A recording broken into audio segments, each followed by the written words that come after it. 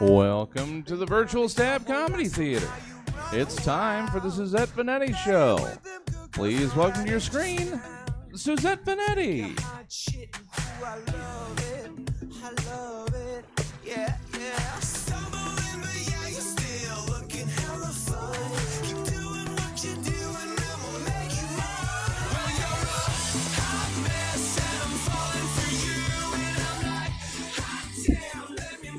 Hi everybody, it's 5:03, which is our regular time. Welcome to the Suzette Veneti Show, the only show where the host dropped something in her gas tank. I don't know what it was. It was a piece of plastic. I was trying to fill it. It was from one of those like little transportable gas tanks when you run out of gas, and I just was lazy and didn't want to go to the gas station at 4 in the morning. So I put it in the gas pump, and then this piece of plastic fell off and went in. And it lives there now because I don't know how to get it out. So, hi. Welcome to the Suzette Veneti Show. Thank you for joining us. Great show today. I'm really excited to have you here. And we're going to get into the show. But first, I want to say happy birthday, Jesse. I know last week was your birthday, but I missed that. And then we did the show, and we didn't say anything. And then you gave me the gift of AAA. I mean, I had my own AAA. But you saved my day. No problem. Thank you. Yeah, happy birthday. Thanks. And congratulations. Stab just had its first in-person event in 15, 16 months. Yeah, close to 15 probably. 14 and a half. Yeah. Okay, so 1710 Broadway. Come check it out if you're local. If you're not, right above my cute little head is the information for Stab Comedy Theater. Send some coin. This place has been pumping out content for 15 months. So... you know, hook it up. Okay, let's get into the monologue here. In science news, scientists have been testing tardigrades. Tardigrades, which have the reputation of being the sturdiest critter in the animal kingdom, are microscopic creatures. Tardigrades can survive the vacuum of space, living inside a volcano, or being submerged a mile deep in an Arctic lake. They've even been known to resume normal functioning after being frozen for 3 decades. Like my sex life. Now, scientists are testing their hardiness by shooting canisters of tardigrades from a gun at speeds of 2,000 miles per hour to see if the tardigrades can survive the velocity and impact. But like, yo, scientists, if you're bored, there's like diseases and stuff you could cure and stop shooting critters out of guns or whatever. Fun story out of Clearfield, Utah. Jordan James Bergout, 29, was charged Tuesday with an aggravated arson, a first-degree felony for setting fire to his trailer. When questioned by police, Bergout told them he knew exactly how the fire started, explaining that he had started the fire, according to the charges. Bergout said his girlfriend was planning on moving in, but things with her had not been going well lately. So he figured that if he burned down his house, he would no longer have to worry about his girlfriend moving into his home. What? The real story is going to come when Bergout's girlfriend wants to have sex with him. There will be a surgeon telling us how the man cut off his penis, because he figured if he cut off his penis, then he wouldn't have to worry about his girlfriend wanting to have sex with him. In related news, there's a new petition to rename the Utah Jazz after Jordan Bergout. Since there is 100% no jazz in Utah, the petition seeks to rename the Jazz the Fire Starters or the Problem Solvers. In St. John's, Florida, outside of Jacksonville, Bartram Trail High School freshman Riley O'Keefe got her new yearbook.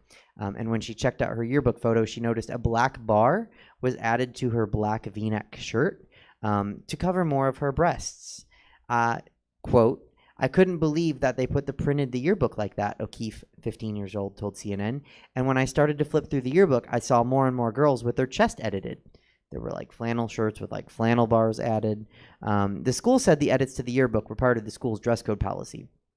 Principal Joni Brown stated that the policy, which does seem whack, but then she put her hand up like this, and she said, "There really isn't a dress code policy. We're just protecting the 17-year-old women from the leering eyes of our state representative, Matt Gaetz. You know, he likes his women to be young girls." Senate Republicans are blocking a bipartisan investigation into a terrorist attack on the U.S. Capitol on January 6. When asked why, they responded, "'Cause we don't want to." In related news, a new poll published by Yahoo says that 73% of conservatives, or people who politically affiliate with the right wing, say that the January 6th insurrection/terrorist attack was actually Democrats. So it's good to be delusional, I guess. I don't know. News from the Mars rover named Curiosity. I didn't finish that last joke. Whoops. News from the Mars rover named Curiosity, which touched down on August 13th, 2016, has started to send back data and pictures that it's been collecting since August 13th, 2016. 5 years. Word from NASA is that Curiosity, the rover, sent 2 pictures back to Earth, followed by the messages, pics for pics, and you up? In local news, the Sacramento neighborhood known as the Pocket, cockroaches are running amok. Residents of the neighborhood are finding huge cockroaches, and calls to exterminators and, yes, even the police have increased in the neighborhood. The nearby neighborhood of Riverview, when asked how it felt to live next to a neighborhood with a cockroach infestation, was quoted as saying, "Ew, that's so nasty." That's all the jokes I have. So we're just going to go ahead and kick it right to one of my favorite contributors, one of my favorite people, one of my favorite follows, and a coworker of mine. And I love when he's at the shows. He hasn't been in a while, so I'll have to trick him into coming to one soon. Please give it up for Clifton Ellison. Hey, Suzette. How are you? Blessed and highly favored. You know, she's been drinking a little bit, just trying to have a little festive holiday. Got to. I'm going to keep it short because I'm at my friend's house and I got to get back to them in a minute. But let's talk about Monique, the comedian. Let's do. So she posted this video. Basically, she's upset because Black women are wearing bonnets in public. And she's all like, you know how she talks with her tone? She's all like, hey, my loves. My sisters, I really don't like y'all wearing bonnets in public because we need to uphold ourselves better. And I'm like, girl, if I'm catching a flight at 6 a.m. in the morning, I'm wearing sweatpants and a t-shirt and some flip-flops. I don't give a damn what the fuck the next bitch is wearing. Mind the business that minds you. And it's just like, I'm like, girl, like, you got a whole lot of other things to do, Monique. You are an Oscar-winning actress. You're a good comedian. Why are you on this whole soapbox pedestal of bonnets in public when it's just like, sis, like this whole respectability politics with Black women, when like older Black women talk down on younger Black women for things that they do, and it's just like, if we rewind back in time, Monique, sis, you was a little ratchet back in your days, back in the Parker's days, back in the Queens of Comedy days. You was a little hood back then. So I don't know where this whole soapbox mentality of trying to tell girls, like, you can't wear bonnets in public, you should dress to impress, and you don't know who you're going to run into. If I'm catching a 6 a.m. flight to New York City, I'm not getting dressed. Are you going to get dressed, Suzette, if you're catching a 6 a.m. flight to New York? Are you going to get all dressed to the nines? Okay, so I'm the wrong girl to ask, because am I going to get dressed to the nines? No. But I'm also I do not like seeing people on airplanes in pajamas. I'm not going to say anything because it's like their life, but here's the thing. What if that plane crash lands and everyone's fine, right? You got to go down the slide. I don't want to be in my pajamas. But my whole thing is, how does it affect you? Right. No, and that's the thing, because I'm not telling other people they can't be in their pajamas. I'm just not going to be in my pajamas. Also, it goes the other way. Just while I'm on the subject, it goes the other way. Like, you have seen me many a time. I am always in 6-inch stilettos and short dresses and skirts, right? Mm. That is not how I'm flying on an airplane, because I am not going to be the bitch that pops the inflatable slide with her 6-inch stilettos. It's not going to be me. We're flying in. You don't Victoria Beckham on the slide. No, we're gonna fly in nice fitted jeans and some Chucks, maybe a hoodie, a cute one though, not like, even if it's big, it's gonna be like Ariana Grande big, or it's gonna be like fitted, like a little zip number. Yeah. But I'm not going to tell anyone else what they should and shouldn't fly in. In fact, I'm going to make more fun of the girl that's dressed up to the nines because her shoes are going to pop that slide. And she's not going to be comfortable. If it's a flight from California to New York, you're not going to be comfortable in them shoes. No. That's a long flight. Mm-hmm. No. Mm-hmm. And it boils down to, it's just like, I honestly feel like the longer we are in, and I'm granted, yes, we've been in the house, we've been in quarantine, we've been in lockdown and everything like that for safety purposes, but I feel like it's making us as a society bored. And when boredom strikes, people tend to get very nitpicky about things and address things that really don't need to be addressed. And then, like, the reason why I brought this up is because her video sparked this whole big debate on social media about people saying, like, oh, you know, Black women should dress like this, da da da. And I'm just like, I don't care what the fuck you're wearing. I don't care. Like, you do you and I do me. As long as your goodies is covered and your bare ass is not touching the seats, I don't care. You know, do you and I'ma do me. One last thing before I go, Suzette, you need to go see Cruella. Okay. It was like, I was a little skeptical at first because, you know, with these reboots, it's kind of like, Glenn Close, that was a very tough shoe to fill, but I would say that, help me, Jesus. Sorry, she's been drinking. Oh no, you're good. But Emma Stone really, like, she brought new life to Cruella, and she was just phenomenal. The fashions are phenomenal. And honestly, I'm calling it now.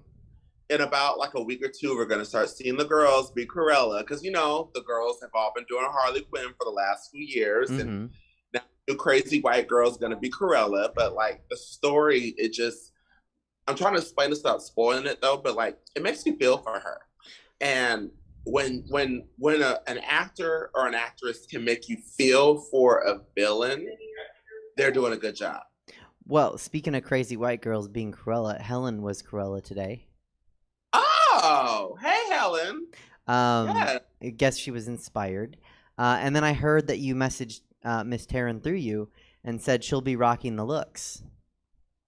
It's like, because honestly, but when I was watching that movie, I was like, I can see Taryn doing this shit. And, like, Cruella had so many different looks in that movie. Like, there was the look when she lit the hood on fire, and it just, everything just. I saw the preview. And I was like, how do I do that?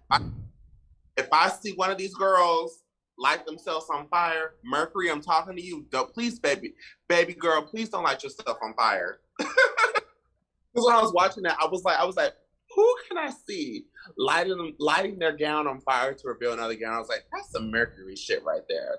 But would she do it successfully, or would she just attempt it? She would do it successfully, but I would still, just out of, like, the care and concern of my heart of seeing, like, one of my favorite people do something scary like that. Like, I could see her doing it, and I'll be like, oh my God, girl, oh my God, let me get the fire extinguisher, you know. But, like, it was such an amazing movie, and, like, you know, movies haven't really been, like, grabbing me like this in a while. I don't remember the last movie I saw that really, like, grabbed. It's been a while since the movies really, like, made me go like, oh shit, like, this is some good shit.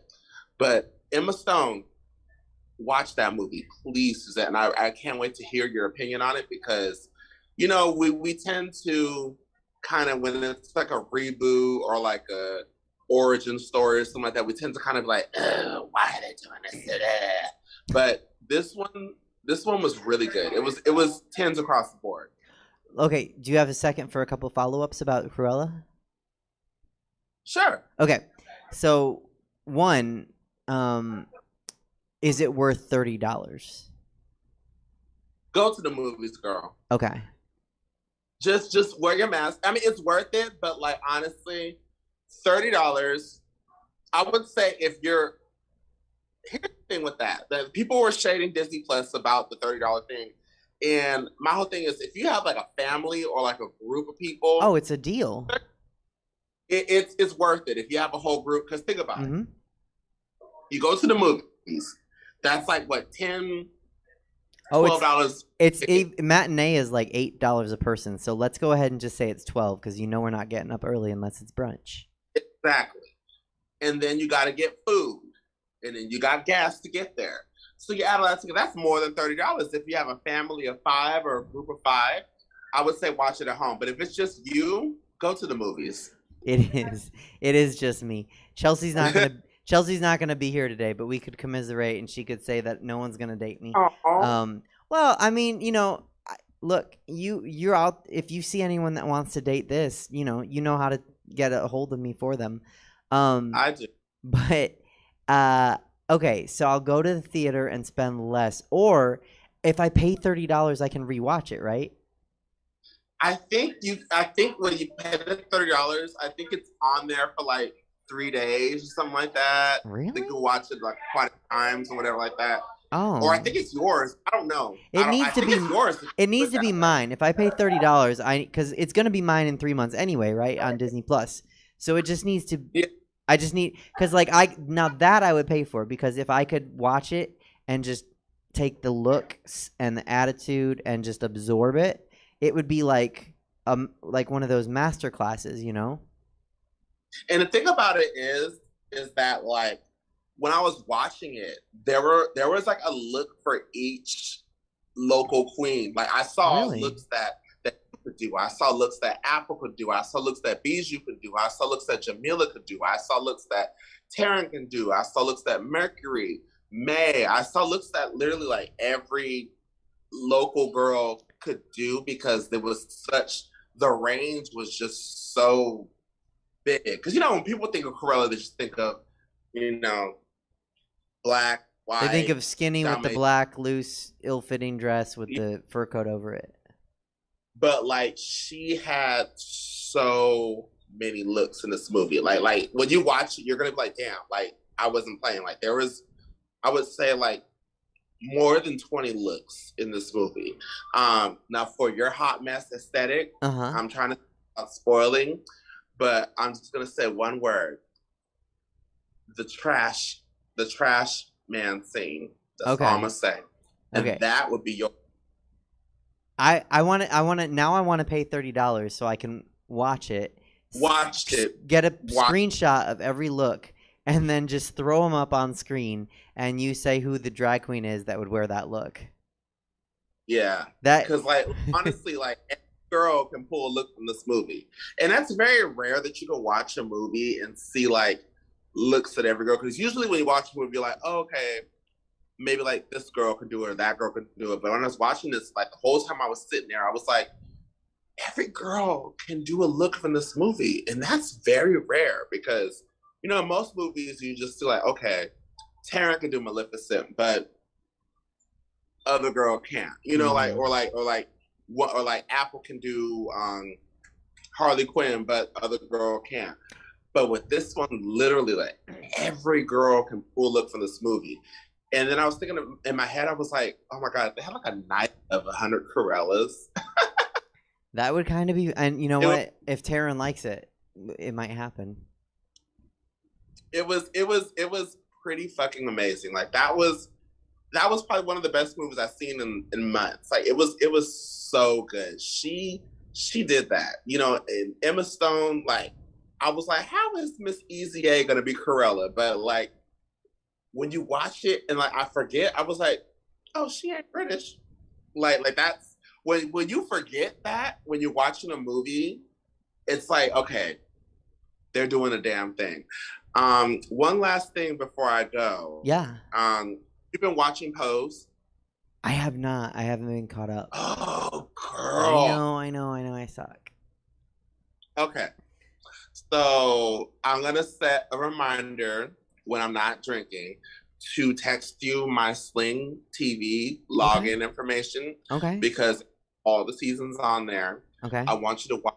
It is one of the best shows ever. Okay. I need to get caught up. This current season, every episode has made me cry.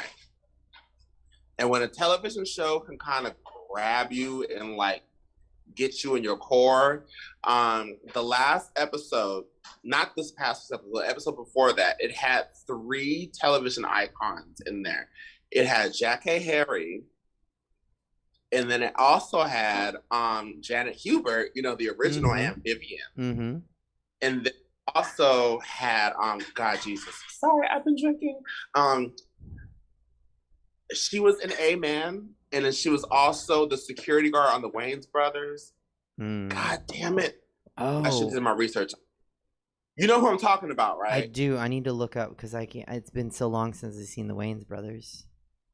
And that was one of my favorite shows too, you know, because we're brothers, we're happy, and we're Deidre Baxter on the show, Anna Marie Horsford. Yes, like they came out and they showed out, and Billy Porter, if he does not get an Emmy for this season, I'm fighting everybody in the Academy. Like, Billy Porter fucking turned it. Like, it was just, it's hard to explain without spoiling it to you. I don't want to spoil it for you. I want you to watch it yourself. Okay. But like, this is top tier television right here. Like, this is a lot of our truths, you know. Like, I was watching it and I was like, damn, his story is my truth without all the dramatics. But like, it's just nice to see like you on the screen, like a representation of you and what you've been through. Because, you know, especially with gay media, you don't really see a lot of Black or trans or people of color in their stories on television. You know, Queer as Folk, like at the time, it was groundbreaking. But then when you watch Queer as Folk in 2021, you're just like, is it really like that, girl? Like, you know, but this show, and I'm thankful that they're ending on a high note. This is the last season. It's only been 3 seasons, but sometimes you don't need 8 or 9 seasons because a show after season 4 can kind of. But this one, like, I'm gonna give you my login. I want you to watch it. We can talk about it later. But that's all I have for today, Suzette. I am glad that there's a new. Just to recap, I'm glad that there's a new crazy white character that all the crazy white drag queens can be. Because it's been my destiny to do Harley Quinn, and so I need to, but I didn't want to do it while everyone else was. So when they go ahead and they find a new place to rent, I can come into I can sublease Harley Quinn. So and then sublease Harley Quinn. And then the other, well, look, Miss Apple Adams lives there, so I will be leasing Harley Quinn. I will never ever purchase that plot of land because Apple's not going to sell. The other thing I was going to say was I think we have a potential new segment where, like, when I watch the Black Widow movie, which I will indeed pay $30 for, I'm just going to screenshot. Oh, I'm paying for that. I'm going to screenshot all the looks, and then I'm just going to say, okay, Clifton, who is this? Who is this? And we're just going to see which drag queen is which look. Oh, I would love to do that. I would love to do that. Okay. Let's do. All right, we'll do that. Thank you so much for coming on and spending some time today. I've missed you the last week, so I'm glad to have you back.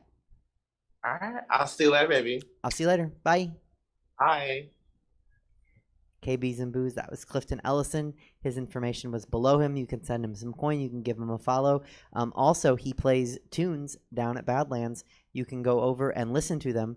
You can't dance yet. Not for another 17 days, 16 days, but you can listen and you can shimmy in your seat because that's what the kids are doing right now because it's COVID approved.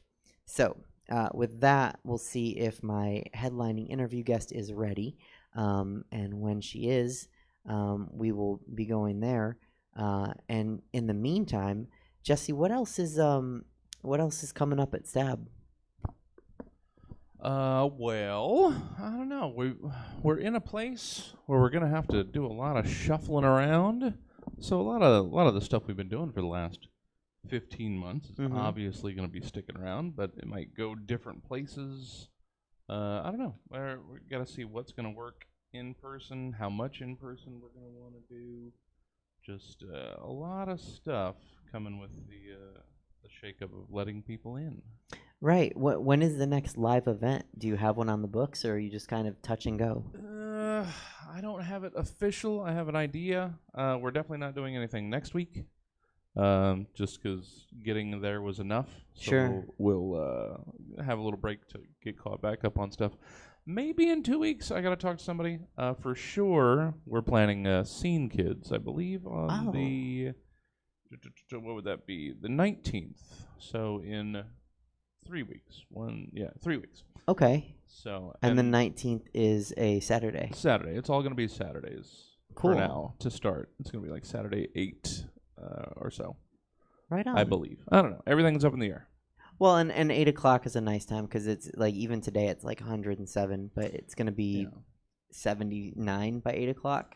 Well, I mean, yeah, we got to the showtime last night, and it was really nice because back there, once the sun goes down, it actually starts getting cold back there. Cool. And it was music last night, Mm-hmm. and you'll have improv on the 19th. Yeah, and a couple ideas for stand-up, a couple other weeks in there, because we are also still trying to put some Pride-themed shows up in June, so we might be able to do that. I got a lot of work to do next week. Okay. Well, I'm here to help however I can. Sure. And I'll be excited when stand-up comes back because I tell everybody this is one of my favorite places to do stand-up. So I can't wait. We'll see if the headlining interview guest is ready yet. This would be a hashtag blame Suzette. As I said, 5:30. So that's on me. And we're good. We're ready. So without further ado, please help me welcome to the show a comedian who has such an interesting path to stand-up comedy and who has amazing credits that I don't even want to. I'm tired from brunch, so I don't want to ruin them. We'll talk about them. Please help me welcome to the show, Liz Glazer. Hi. How are you? Thankfully I'm doing well. How are you? I am okay. Thank you for asking. Yeah. I'm really excited to have you on the show. I'm really excited to be here. Yeah. Welcome. Let's see. You. First question, what have you been up to during the pandemic? Well, I mean, I did a lot of stand-up on the computer during the pandemic. So like just a lot of yelling into my laptop next to the bathroom with the cat litter. And yeah, like I got married. That also happened. Congratulations, Mazel Tov. Thank you. Yeah, so those were some big life changes, I would say. And then I also moved across the country back to New Jersey from Los Angeles. Okay. And my dad died. And so that was sad, but also like a big change. And my brother got a dog. Okay. I mean, I'm at my brother's house. that's a way to weave an interesting roller coaster of up and down, and my condolences. But also congratulations to your brother for getting a dog. Yes. What kind of dog? I must ask, what kind of dog? Oh, well, let's ask it. Falcor. Oh, good name. Yeah. What kind of dog is he? Oh, he's a pit bull Shih Tzu mix. Oh, a pit bull Shih Tzu mix. Okay. I'm just gonna show my brother briefly. He's my bodyguard. Please. And please. a big part of my comedy. Hello. Yeah, he's Victor. Welcome to the show, Victor. Yeah. Thanks. It's nice to be here. I'm so glad that you. I'm doing this at my brother's because now, the world is a little bit back. And so, I was lucky enough to have 2 stand-up spots, and they were both like, near my brother's house. I live in New Jersey, which is far from Brooklyn. And so anyway, whatever. Right. It's like, when you start a story and you're like, this is just not gonna be a good one at all. Like, it's just all about traffic. And so, yeah. What was the tunnel involved?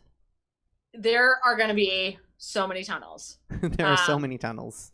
one more boring than the next, just traffic upon traffic. Yeah, it's been a day of a lot of driving, and how is your kind of back into integrating into regular life going? Well, so it's interesting with me. Really quick, I just want to say to Victor, thank you for getting a pit mix, because so many people are like, oh, pit bulls are evil. And it's like, no, people are evil and they neglect their pits. So bravo, because I love pits. Yeah. Best dogs. I have pugs, Yeah. second best dogs. Pits are the best. Sweetie pie. Yeah, Yeah. he's a really good dog. Oh, and great name also. Like, I hate when people name their dog like Woofer or Barker. It's like, come on. That's He came with that name. He knew it. Aw. Yeah. well, I'm in love. I'm looking on the screen. So my reintegration, I don't know if I ever really was fully out. There was a couple months where I was at home. There was 1 month exactly, I think, where I was at home doing nothing, and then we started this show, which got me, and I could come into the studio. There's big enough that we could distance, and I'd come in once a week and do it. And then we started up my drag brunch in August, which was after. And so, when did you move to New Jersey from LA? May 11th of 2020. Okay, so everything was shut down, and then in June everything opened back up. I even did a set. I don't know if I'm sure you have been to the Sacramento Punchline. I haven't. I know of it. Really? But I've only been to the San Francisco one. Would you like to? Yeah. Okay. Because I have a show there, and it'd be lovely to bring you out. So I did a set at Punchline Sacramento, and they were like, everything's opening, and I had my own show on the books, and then they were like, everything's closing again. So it was like in and out, and then after that we started our brunch, and so since August I've been hosting and co-hosting this sold out drag brunch. Amazing. So it hasn't felt like it has for everyone else. We've been responsible about it, but I've been performing for people almost for a year now, so I've been very lucky. Right.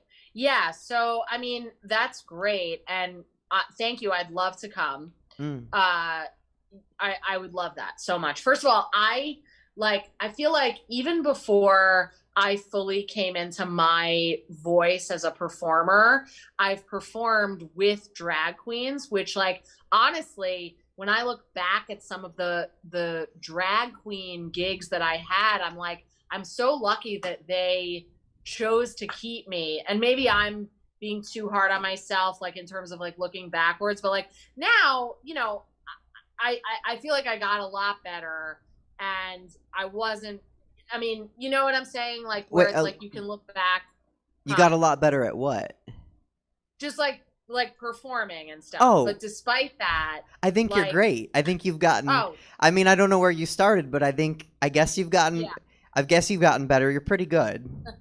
Thank you. I guess all I mean to say is, like, even when I don't think I was very good, I was embraced by communities, specifically of drag queens. Really? And so I have such a home, like, in my heart for performing stand-up with drag queens. Like, there was this show at Broadway Comedy Club called Distorted Divas. Okay. And it was a drag show where the theme was that everybody did a set that was, like, based on a diva, and so there was, like, this Celine Dion set, and then a Whitney Houston and whatever, and so that was, like, you had to pick a diva and then kind of, like, make your set related to stuff that they do. Sure. And some of the acts were just, oh my god, like, I love just being a part of that kind of entertainment. It's like the entertainment that I prefer just in general. And so that was just, like, one thing, but, like, I've done some Palm Springs stuff, and anyway, I just mean to offer my reverence for the art form and for those types of shows, which, like, I will forever love being a part of. Well, so a couple follow-ups, and this I have to warn anyone watching, and also you and Victor. I think I have a huge crush on you. We have a lot in Okay. common, and I'm gonna Yep. try not to be too self-indulgent because what I like to do is make a list of things because it's like you said, especially when you do stand up enough, you realize that like, oh, this thing that I'm gonna talk about now is gonna be boring for everybody, and maybe you and me will have fun with it, but everyone else will be like, what the hell are they talking about? So I'm gonna try to navigate my own fangirling. Oh yeah. Okay, cool. Totally. But first question, what were you doing when you'd perform with the drag queens?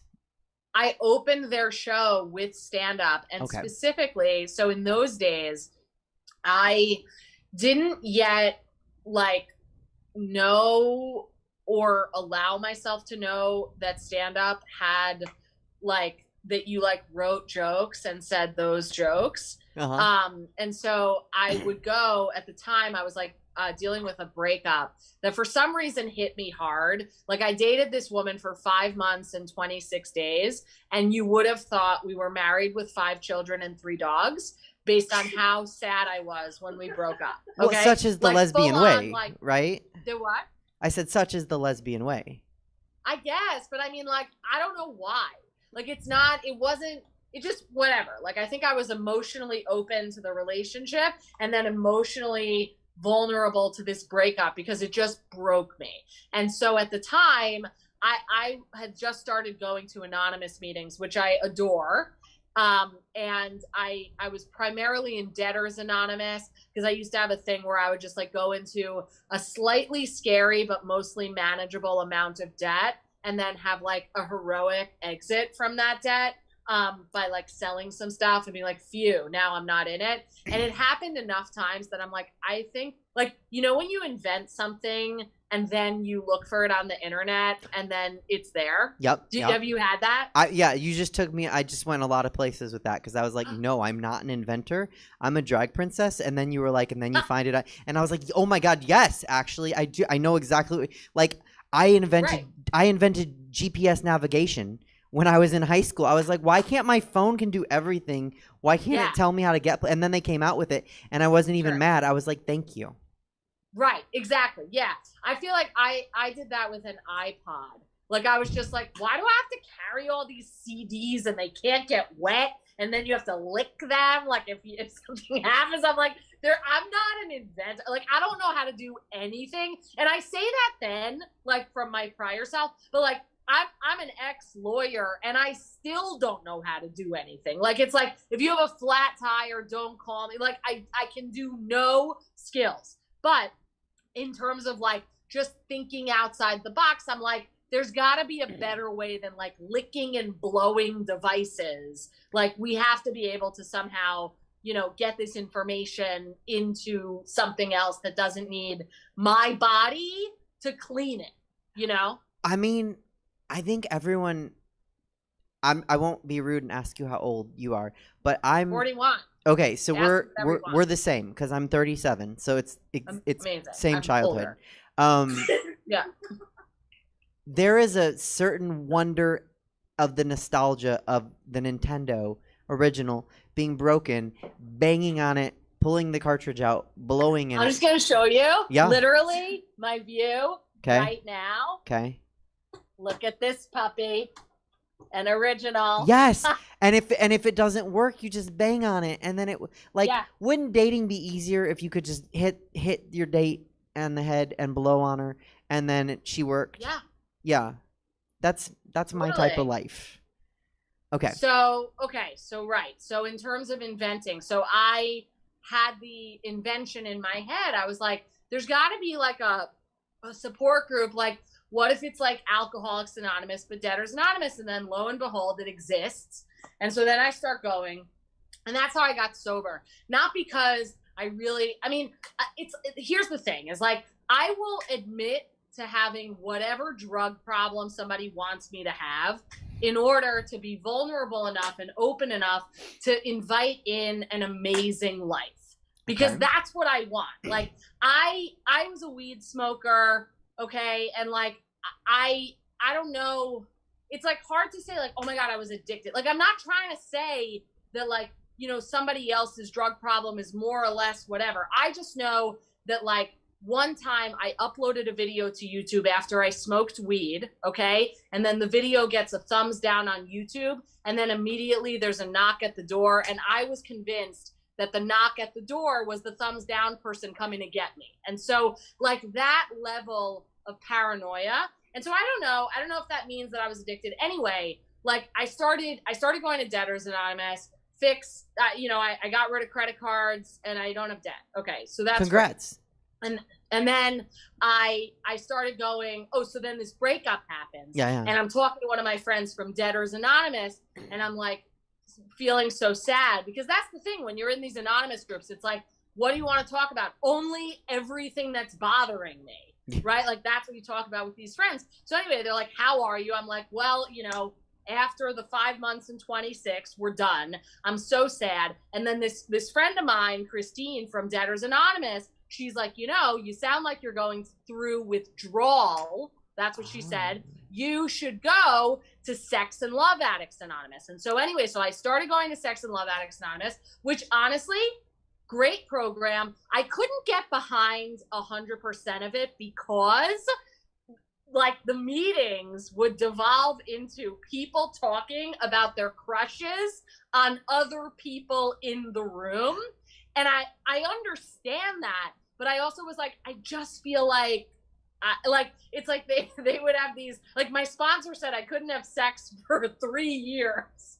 And I'm out on Tuesday and everyone in here is so hot. And I'm like, this is just strange. But anyway, I did really enjoy it. And so I would go to the meetings, and then I would go to open the drag show, and I would just talk about whatever I talked about in the Sex and Love Addicts meeting on stage in the drag show. And, I guess they liked it enough because they were like, yeah, you can open the show every time. Oh. And then later with the Palm Springs, that was, honestly, it was like a bit of a celeb thing for me because it was Morgan McMichaels, right? Yep. Of Drag Race. Mm-hmm. Yeah, of Drag Race. But at the time, and I was denying myself, and there's no reason anyone should, I didn't watch Drag Race, if you can believe it. Which, like, first of all, why would anyone not watch Drag Race? It is the best show on TV. Do you like Drag Race? Now I feel self-conscious. Okay. We'll come back to it. Okay. But can you just tell me, like, a little snippet of your opinion? Yeah, absolutely. I have been influenced by the queens. So I consider myself a drag princess, and I've been influenced by the queens around me that I revere and look up to. I think the first 9-ish seasons, it was very much like talent based, like who has the best drag.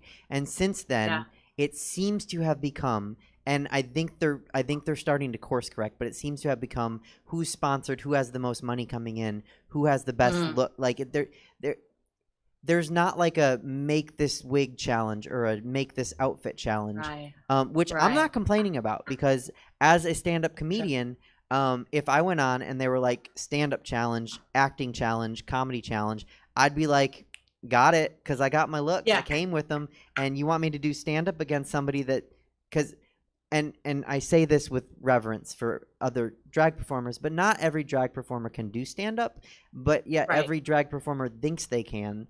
I don't know why that is, because stand-up's the hardest thing. Stand-up is the hardest thing I've ever done in my life.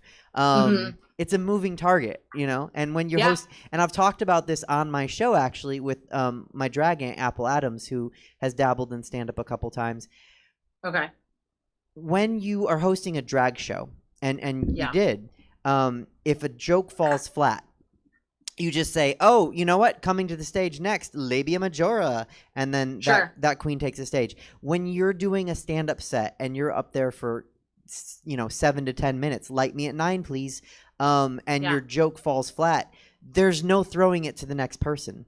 I know. And so go ahead. Right.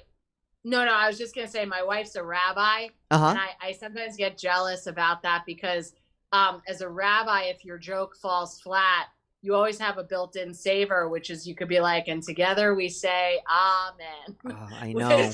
I know. I always want to steal. I guess I could. And I think you could. Oh, my God. So okay, so I'm trying to figure out where to go. There's so many. Oh, no. Just- I mean, listen, well, I said a bunch before about the sex and love addicts, and I said it because I was saying that Morgan, who I think is a very like tough critic, right? Yeah, you know, like I did drag. I mean, I didn't do drag. I wish, but I did stand up on Morgan's show in Palm Springs. And I guess I didn't realize that it was like an audition, but I guess a bunch of people had like tried to open the show and like, you know, Morgan wasn't into them or whatever.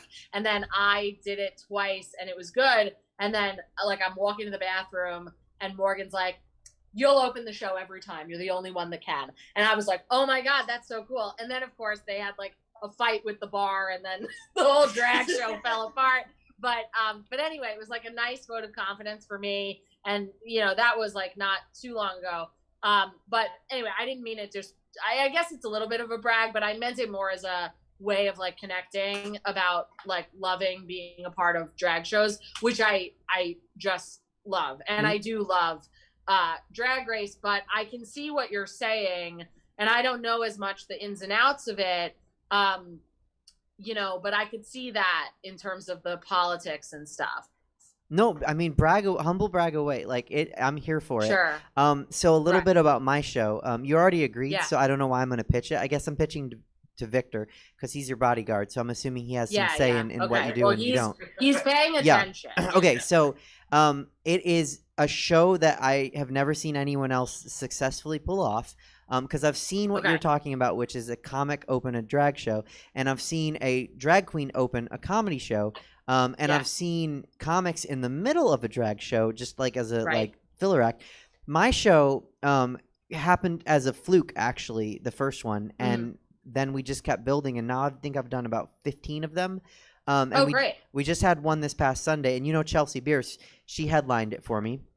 Oh my God! Wait, but like you can't be serious because as we were just talking, I was going, oh wait, okay, I've done this before with Robbie. You mean Chelsea Bierce and I mean Chelsea Piers. I'm sorry that I got so excited. Do you know the drag queen Chelsea Piers? I don't know Chelsea Pierce. I only know Chelsea Bierce. But I know Chelsea Bierce, who's also great. But we got excited together because we are both huge fans of Chelsea Piers, who is a drag queen that didn't get on Drag Race and wrote a one-woman show about it called Are You There, Rue? It's Me, Chelsea, about not getting on RuPaul's Drag Race. And she is brilliant. But also Chelsea Bierce is brilliant. And I'm sorry for the tangent. I just love both Chelseas. Okay. I mean, sorry. No, it's okay. And just, you know, the audience, I don't know if they know, but this is the first time we've talked. We've not met. I might not be a drag queen. I might be a drag princess, but I'm a queen of tangents. So this is a safe space for that. I'm probably not going to get to any of my written questions. Great. We're just going to tangent for a couple hours or whatever until I look over and Jesse's like following. He's the producer, and when he's like, and I'm like, oh, we got to go. Let's see. So I come out and I do a lip sync, cold open. I don't want to be announced at my own show. Just come out and the pre-show, tip the queens, take pictures, whatever. And then I do a lip sync, and then I do a set. Usually at this point, probably about 10, 12 minutes. And then I bring up a drag queen who does a lip sync, and then I bring up a comedian who does a set, and then I bring up a drag queen who does a lip sync, and then a comedian who does a set, and drag queen, and the comedian, and that comedian is probably the headliner, and then that's the show. That's great. And yeah, that sounds super fun. I would so love to have you on it. And this last one, it's such a fun show, and it's so magical the way that we do it. It was 2.5 hours, right? Wow. And I know. And when the club told me, like, they were like, "Oh, it's 10:30, Suze," I was like, "Oh, I'm so fucking sorry." They were like, "No, nobody knew." Like, the crowd loved it and was buying drinks, and we didn't notice until the show was over. And I was like, oh, that's great. All right, well, you know, a bitch can do what a bitch can do. So I would love to have you, like, here, there, we'll do it all the places. And I love to have Chelsea all the places, so we'll just all do a show. And it'll be fun. That's great. Now, Wait, so yeah, I'll totally do it, and we'll definitely do that. And Vic will come, and that'll be great. He can be everybody's bodyguard. I need it. Yes, please. And okay, and so, but what are the questions? What's at least one of the questions? Well, before we get to one of the questions, I have a couple follow-ups now. So he needs to be my bodyguard because we have someone that's the snack of sack is what they call this drag king that's here. So I can't use that, but I always say, oh my gosh, I'm a nosh. So I could use a bodyguard. And then the second thing is, you said a big theme on my show, because I have one stilettoed foot in the comedy world and one stilettoed foot in the drag world. So a big theme is anybody can do drag. So you said, oh, I wish I could do drag. So Liz, why can't you do drag? I mean, can I do drag on your show? If you'd want to, sure. Yes, I want to. Okay. And even if I could do a drag set, I'm just pitching this, okay? And feel free if it's not going to work or whatever. But I feel like, could I get into like full everything and do like the first drag set or second or something like that, and then headline as a comedian in the same show? Yeah, I will say I would. I'm not going to say yes to anyone else, but since I'm fangirling and I have a crush on you, absolutely. Yes. Absolutely. That's like, I would love to do that so much. And we don't even have to say until like the absolute last sentence of my stand-up that I was the same person. Okay. Yeah. I mean, we need to delete this from the internet, but yes. Because people will be like, we know what's up. The jig is up. The jig is up. Because they're from the 20s, I guess. I don't know why they're saying that. But do you think that would be like exciting? It seems to me it would be exciting. I've had people suggest things like that before, and like I said, I've been to Kimbe Matumbu. Just no.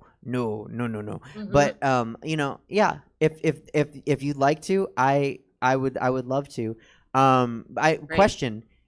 Do you want to be a drag king or a drag queen? Queen. Okay.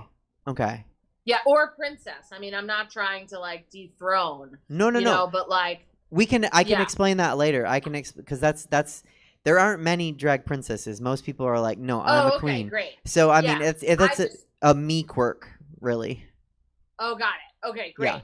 Yeah. So I would love to do full femme. Okay. Like super, super femmy. And then I would have to think in terms of my set for drag. I mean, I would say give me a day, but I have some options. I just have to kind of think about them in terms of like how they align with my look. Right. You know?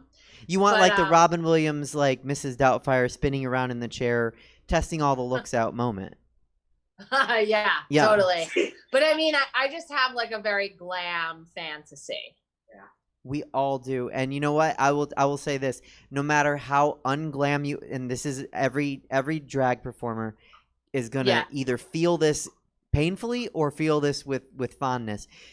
Your first like year, however many times you're out in drag, you are the hottest. No one can tell you nothing. And then you look back at pictures and you're like, woo. So it is, you'll feel good even if you look back one day and you're like, oh, it wasn't as glam as I thought. But in the moment, and it might be because I'm assuming that we're gonna find somebody to help get, because I don't know. I mean, do you know how to? I can't do the makeup. Okay, so then I mean, then the thing is, you're gonna be $1 million because we're gonna enlist someone to help us. So you're gonna nail it because it's gonna okay. I'm so psyched for this. We're doing this. Okay. Wow. So I did research on you for my questions and I was bored with things that people ask you because it's always the same things. Okay. So I'm gonna ask, and you can pass like a game show if you want, if these are weird questions. Okay. So the law. I was married to a lawyer. Okay. Yeah. And then we got divorced and I won because When you got it, you got it. Not a divorce attorney. I wasn't married to a divorce attorney. As a former law school professor and now a stand-up comedian, if a college senior was about to take the LSAT and came to you and said they were debating a career in the law or in stand-up comedy, what would you advise them? I'd say take the LSAT either way. That's the path to stand-up. Okay. But I mean, I don't advise in general about much because I really it's so personal, people's paths. And that's I do have a joke, that the typical route to stand-up comedy is you go to law school for 3 years, then you practice for 2, then teach for 9, then give it up and do stand-up comedy. Sure. And the thing about that is it's exactly true for me. Mm-hmm. But it's a joke because it's not standard or typical. But I think that there are so few career paths that are standard or typical. I mean, I guess if somebody gets a job after college and works there for 40 years or whatever, but I feel like those stories are even they're so rare. Every story is rare. And so I mean, if somebody's feeling moved to go to law school, then sure, go to law school.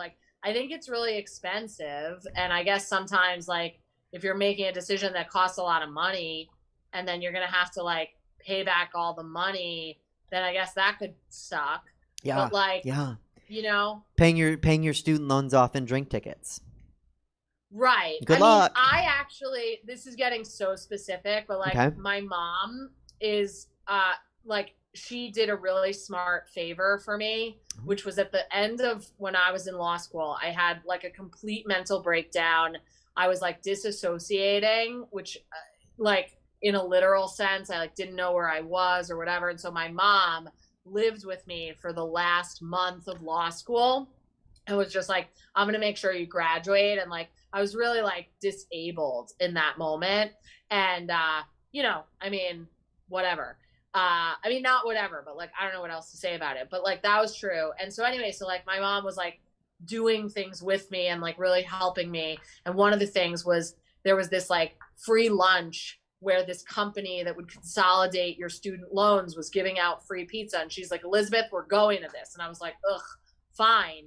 And they saved my life because it was this company that at the time you could consolidate your loans. And these are the fixed rate ones, not the variable rates. Was this rates, Mohila? The company was called IDAP. Okay, I don't know who owns the loan now.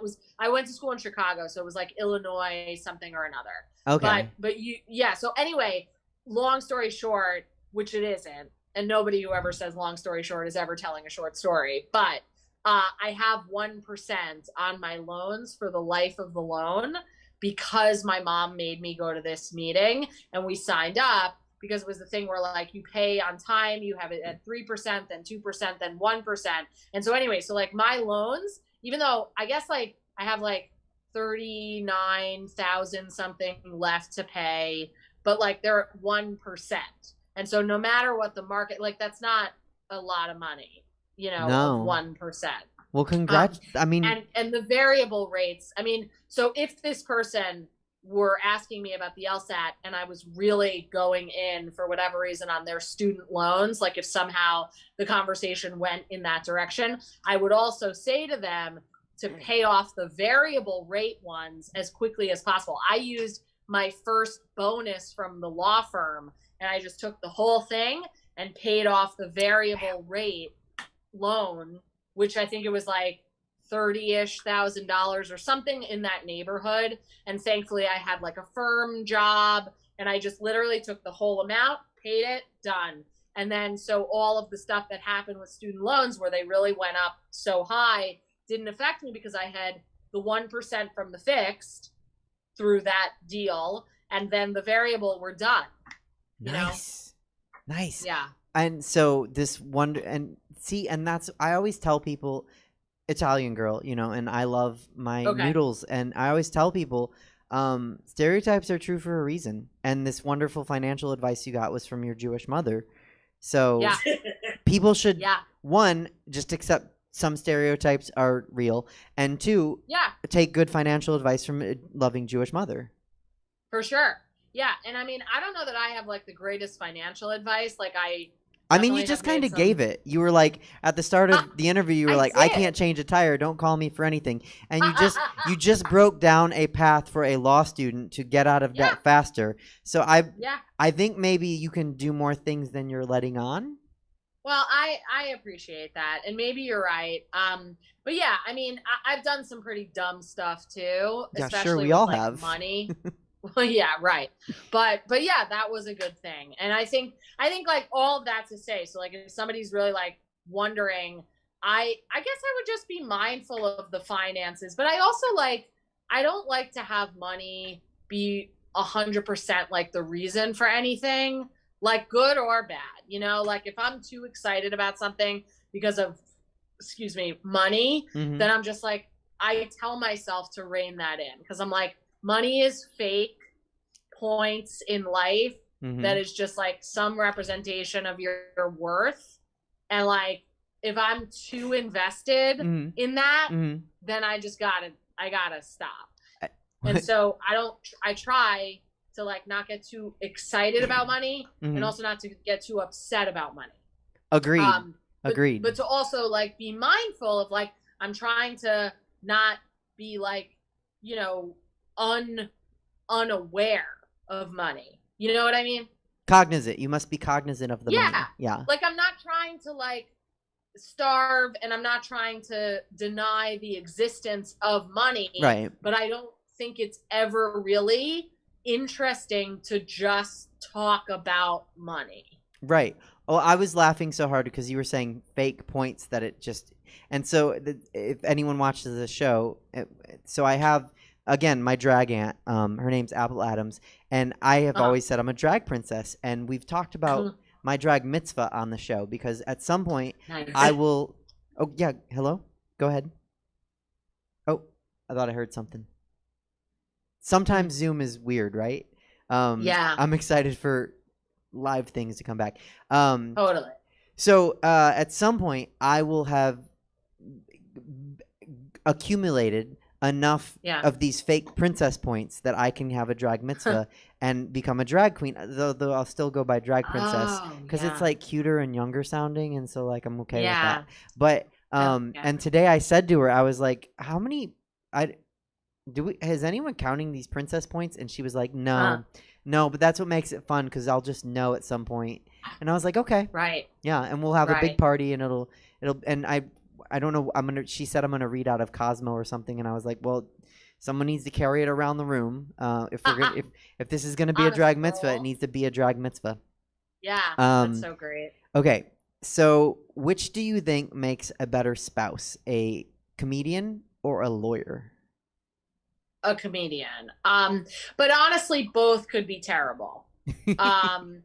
Truly, because okay, so I think that like, I don't think that like I naturally am that great at being a person, but I worked hard to change. And so I would have been a nightmare as a lawyer and a nightmare as a comedian, because I have a humongous ego. Like, it's so big, okay? It's like I'm surprised anything else can fit in a room. With me, my ego's so big. And as a result of that, I guess, like, you know, there have been moments that I've really like messed up relationships and stuff, because I just had this huge ego and I couldn't have it bruised. And, you know, it was just like, I mean, I can get specific. I'm just trying to like sort of find it, but like, you know, basically just like if anyone was like critical of me, it was like really hard. And, you know, if anything at work wasn't like perfect, then that was really difficult for me. And I think I just got into enough situations where I'm like, this is really like becoming an impasse in my life, where I want to be able to like take a note, and I want to be able to not be upset about something. And so I really tried to change, and that coincided around the time that I started doing comedy. But the thing is that there's plenty of comedians with enormous egos, right? No. Like I think probably comedians with egos is more of a stereotype than lawyers with egos. Yeah. You know, because a lot of lawyers are sort of like shy and introverted and whatever, and True. you know, stuff. Right. And so I would say that the stereotype is a little more comedian centric in terms of egos, but I still have one, like a large one. And I think though that what I've tried to do is to sort of recognize, like, okay, here are the pitfalls. Like, I think the pitfall for being a lawyer is you're going to be argumentative, right? Because the whole job is arguing. Mm-hmm. And so if you bring that into your life, then you're fucked, right? Because nobody wants to be around somebody who's arguing all the time. And I think the pitfall for a comedian is you're always making everything a joke. And that can really fuck you up, because it's like sometimes you want to be making a joke, but then other times it's not the time to be making a joke. Now, I was never so funny that I was making jokes at inappropriate times because I just didn't have the jokes. But if I did have the jokes, I would have. If I was still in my nightmarish personality. But thankfully, by the time I decided to make it a job, the comedian thing, Mm-hmm. I think I was on the path towards like recognizing that I mostly wanted to be a better person, and that I also wanted to connect and make people laugh. And so I try to keep that sort of top of mind, where if I think of a joke and it's a terrible joke in terms of like, you know, it's offensive or, you know, whatever, like, I guess that's, you know, it hurts somebody, then I'm not gonna say it, because my purpose is not always to just win at comedy, but instead to like be a nice person who is, I guess, likable. But like, likable is also an ego thing, right? Because likable is like, oh, I want you to like me so I can like be likable. Like I want to actually be likable because I am making an effort to like, you know, connect, or you know what I mean? I'm trying to figure out your ego, because you said, like, you came on and you were like, I'm not good at anything. Then you were like, I have a big ego, and now you're like, but it's because I want to be the best person I can be and be likable. So it seems like your ego is just about being a good person, which, well, not bad. I I think mean, there are way worse things to like have ego about. sure, and you're so generous. Well, it's not even about being the best person. It's about trying to be the best person. Yeah, like, you're lovely. I don't know that's. Mm-hmm. Yeah, I mean, thank you. I think I just mean, like, if we would have met a few years ago, Mm-hmm. I just don't think you would have liked me. That's what I mean. I don't know. I mean, this is, if you see me making notes, it's just all the things that I need to tell you, like, after the episode, like, off screen, because there's just so many things you're mentioning that I'm like, oh my God, we have things in common, and oh my God, I have a story about that. Yeah. So I think I might have. Maybe, I don't know. Maybe you wouldn't have liked me a few years ago. I had bad hair. But I mean, there's a drag goddess in Central California her name is also Liz, and she has come in, and so I'm learning just to love all Liz's, because she's just magic. She's in the credits for my hair, because she's great. So you know, great. it's lovely that we're here our paths are intersecting at this point in time. Think it's awesome. Yeah. So are you still licensed? Yes. I can't imagine that my license is worth anything, because they have these things called continuing legal education, which is I'm aware. in order to keep your license, you have to like go to these classes or whatever. Mm-hmm. And I don't do that. And so I think I have a license as a retired person, you know? Okay. But my mom wants me to keep it, so I do. So the reason I ask is because, having been married to a lawyer, I am very well aware of this phenomena. How often, like, give me a percentage that friends, family, other stand-up comics come up to you and ask you for legal advice? You know, it's not that often, but I guess maybe like, you know, 5 people a year. Really? And That's I don't offer it. Oh no. I did one thing for someone who like really, was like a close kind of friend and business associate, where they had like a real estate document and they were just like, I just don't understand what it means. And so then I wrote an email which was basically like, here's what it means. And it wasn't like it. Yeah, it was pretty good. But and it was the kind of thing that I would have done for work. And of course I'm like, it was in California and I'm not licensed in California. So of course I was like, this isn't legal advice, because the thing is like, my advice is to not accept my advice, legal or otherwise. And so, like, yeah, but I was confident that I knew what was in the lease. And so I said what I knew, and it wasn't that involved in a way, but I guess it was a big email. But, yeah. Yeah, no, first of all, I knew it was going to be reviewing a document, because that's what it always is. Sure. And then also, the whole, like, this is not legal advice. I am not your attorney. Please do not consider this an attorney. Do not consider this an attorney client relationship. Yeah.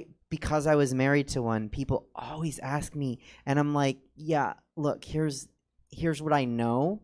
But sure. I'm not an attorney. Don't go telling people I said I was an attorney, except if I ever end up, I don't know if anyone laughs at this joke because no one gets it, but if I ever end up DJing we have a night drag show after brunch, and I'm not in it. I just collect the tips for the queens during COVID.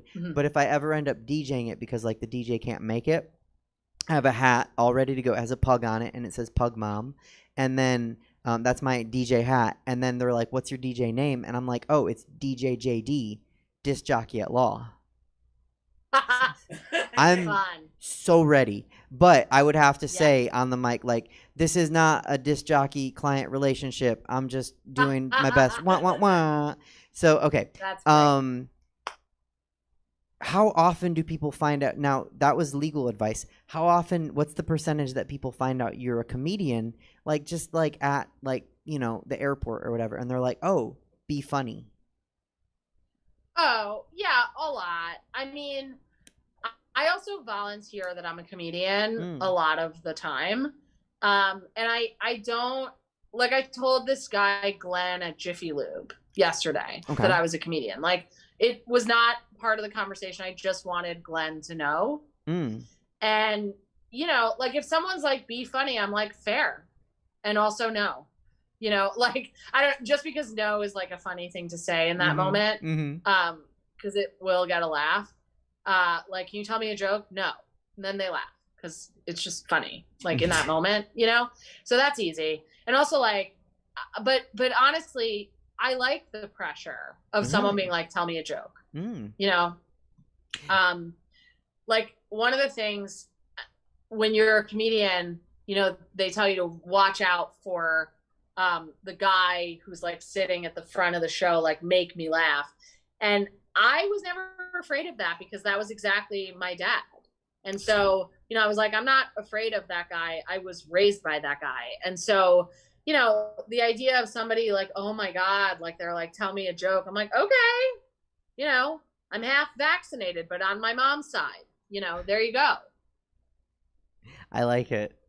I like that you go after the guy to make him laugh. Yeah. A question about your marriage. So you're married to a rabbi.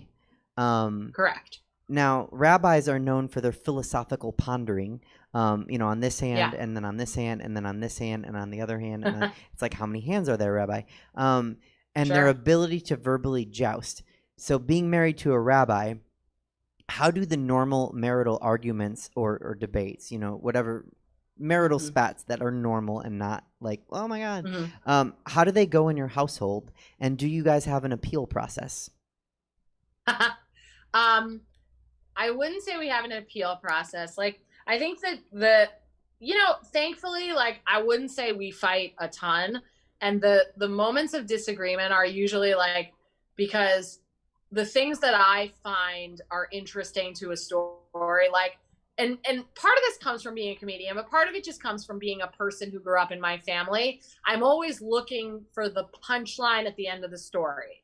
I feel like my mother's very good at that. My dad, I don't think my dad was very funny, but like not as aware of trying to be funny, which made him very funny. But like both of my parents and my brother, you know, we're all, I think, very good at like, here's the reason that I want to explore this topic. And I'm going to like explain something to you and set it up. And then I will probably land on a joke.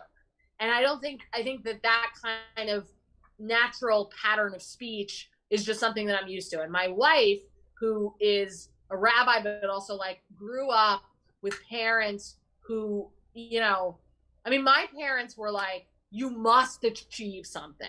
Like, if you don't, you're not, I don't know, Jewish, or I don't know what it is, but like that's, whereas my wife's parents were like, Judaism is about kindness and tikkun olam, which is like saving the world, and chesed. And, you know, I think that they were like, it's not like my parents were like evil or anything. Like they just, I think they were more kind of like focused on, you know, like you have to have a profession and like you have to like make something of yourself. And I think, you know, it's a response to like whatever their parents, like surviving the Holocaust, I don't know. But anyway, my wife's parents are really different. And my wife is a Jewish professional, which a lot of like her family members are really into their temple. They're always really into like my wife will be telling a story. And when I am like listening to a story, I'm like listening for like a lesson and a joke, pretty much. Whereas my wife thinks it's very interesting the way that everybody is related to every single other person in the story. So it's like, she'll start a story and she'll be like, oh, so my friend Josh from camp, and you know, he's married to Shira, who actually is the daughter of this family that was in this temple and whatever. And it's kind of like in the Bible, you know, when it's like Abraham, Ben Yaakov, Ben Binyamin, like just these long lineage lists. And I'm just like, who is the story about? Like, I'm not following. And so a lot of times, like, I wouldn't say they're fights, but I'm just like, what is the point of this story? And like in terms of also just like speaking with precision, and it's annoying of me to care as much as I do, but like my wife was watching the Friends reunion, and so she was saying something about how like, well, some of the people on Friends became more famous as a result of the show. And I was like, wait, some? And she's like, no, but like not all of them went on, you know, to do a bunch of stuff like after Friends. And so she was saying more like, well, some of them became Jennifer Aniston, but then like not everybody had the same career after Friends. Whereas I'm like, yeah, but all of them became more famous as a result of Friends. Yes. And so, you know, it's not, I mean, we're not like breaking up over these fights. Like they're not, we don't even bring them to therapy or anything like that. But like, those are the kinds of things where I feel like I'm very precise with language. And when I'm listening to a story, it's like for this point. Whereas my wife, I think, is like more willing to like meander in terms of the story, you know? I think that's the comedian in you, because I know since I started doing stand-up comedy, somebody will tell me a story. My parents were in town last week, and they came to, oh my God, they saw more drag shows than they'd ever seen in their. They came to a night show, two brunch shows, and then my it's called Queens in Comedy. It's my big show that I do at Punchline. But they were telling me this story. They went to a restaurant. So here's the short version of it. They went to a restaurant. They got food. The food was made wrong. They didn't realize till they got home. They called. They were like, the food was made wrong. The guy was like, oh, cool, chill. I'll send, I'll make sure that we get you the right food, and comp it. And then hung up before he could get the name. So they're not going to actually get the food because he never cared to get the name. But I got the long version, which was where they went, why they went there, what they ordered, what they didn't order, what they considered ordering, what the waiter was wearing, what he did with his life, what his partner did with their life, what they ordered, what they got home with, whether or not it was good. And I'm the whole time I'm like, I don't have time for this story. Just tell me that you didn't get the Right. food. Like, this is too Sure. long. Cut the fat. Cut the Yeah. fat. So that's Yeah. and I was like, oh, because I would be watching that open mic and going, where are the punchlines? So I know. But the thing is, I mean, it's really like it's not like when my wife first met me, that when I was doing comedy I was not rambling on and on, because I absolutely was. And so, maybe the fact that this is the way she is the reason that she was able to put up with me for, many years at this point. So it cuts both ways. Like, it's not something that, I get so bent out of shape over. And I think that's I don't know. I mean, I think that's like a choice. Like, I don't desire to like be in a relationship where there's like a ton of bickering or anything like that. Oh So, yeah, no, I didn't think there was that. But it is Yeah. funny because the way that she relates everyone to so I was hosting a drag show about a month ago at night, and I asked the guy at the table, like, hey, what's your name? As Right. I do sometimes when I'm hosting a show, and he told me his name, and then he turned and he started introducing the rest of the people at the table, even though I didn't ask. And then he was telling me his relation to them and then their relation to each other. Nobody cares, buddy. Right. And I got Yeah. and there's a picture of me on Instagram throwing like this really shady side eye because and the thing that I actually said in the moment was like, this isn't AAA or AA or whatever version of Alcoholics Oh, Anonymous. yeah. Like, I just wanted your name. I have a show I have to do. Like, Right. so it is funny how Totally. people will do that. And Yeah. but I think I'd like your wife. I don't think she'd do that during a drag show. She's terrific. I mean, she's truly the best person, and I'm the luckiest that, like, I honestly feel like she was sent directly from God, and she's a rabbi, which, like, I feel like is a little on the nose for God, but I will allow it. God's mysterious. Terrific. Yeah, totally. Right. So, being that she's a rabbi and you grew up in a Jewish family, Yeah. how does Judaism inform your comedy? I mean, it's pretty Jewy. Like, yeah. I mean, I also grew up going to Orthodox Jewish day school. Mhm. And so, like, all my friends, like my main core group of friends are Orthodox women. And so it's like, I have a lot of Judaism in my life already. And then there's Karen, who's a rabbi. And so it's like my family's really Jewish, my friends are really Jewish, my wife is really Jewish, and it just kind of upped the Judaism factor to this level where it's like very explicitly Jewish. But also, like, I was really Jewy before. And I think in terms of, the relationship, like, one of the things that I was really excited about in terms of dating a rabbi is like the relationship that ended, the 5 months, 26 days one, which was kind of like, I think there may have been like I don't know. I can't remember exactly if there were like people between or whatever, maybe. But like, one of the things that was so like jarring about that breakup was that I felt like we would have these intense all night conversations, that other person and I, that other woman and I. Mm-hmm. And then she would be like, I just don't want to have these intense conversations with you all the time. And in my mind, I was like, but that's like the best thing. Like, how could that's all I want. And so it was enlightening because I realized when that, was like a complaint lodged in that relationship, that I was like, oh, we just are different. Like, we're different in terms of the things that we want the most. And I want to have intense conversations and you don't. And like, it's not like I was talking to God a lot. I do. But I was saying to God at that time, like, I want someone with whom I can have intense conversations. And then when the rabbi comes along, it's like, that's who you have intense conversations with. And so I think it's great because we both love like analyzing stuff, and we both have, for our work, like if it's like High Holy Days season and she's, working on her Yom Kippur sermon or, weekly sermons or whatever, that's like, yeah, it's like, okay, here's what the Torah says this week. And here's like, something that's happening in the news. There's sort of like a system for it, in the same way that there's like a structure and a system to joke writing. But ultimately it comes from your heart and your soul when you're like speaking on a topic, right? And it's like, yeah, I guess I could make jokes about anything, but like mostly I want to make jokes that are the most personal to me, the most meaningful to me. And I think she feels the same with sermons. It's like, yeah, I want to make a sermon that's going to have an impact. I want it to be good. I want it to be smart, whatever things. But ultimately, I want it to be like my stuff that I care the most about. And so I think that those times in our house are really exciting because we talk a lot about like how we want to construct, you know, our respective works. You know what I mean?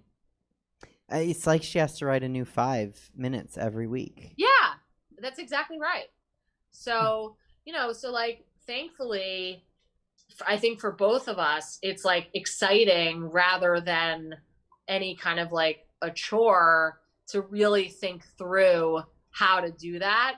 And I think we both understand that, like, whereas, yeah, we're trying to like land stuff and like, you know, make a point or whatever, and like for me get a laugh, but like it's more than that, you know. It's like, yeah, I want to bear the most of me that I am able to, and what are the jokes and what's the order that's going to help me to do that.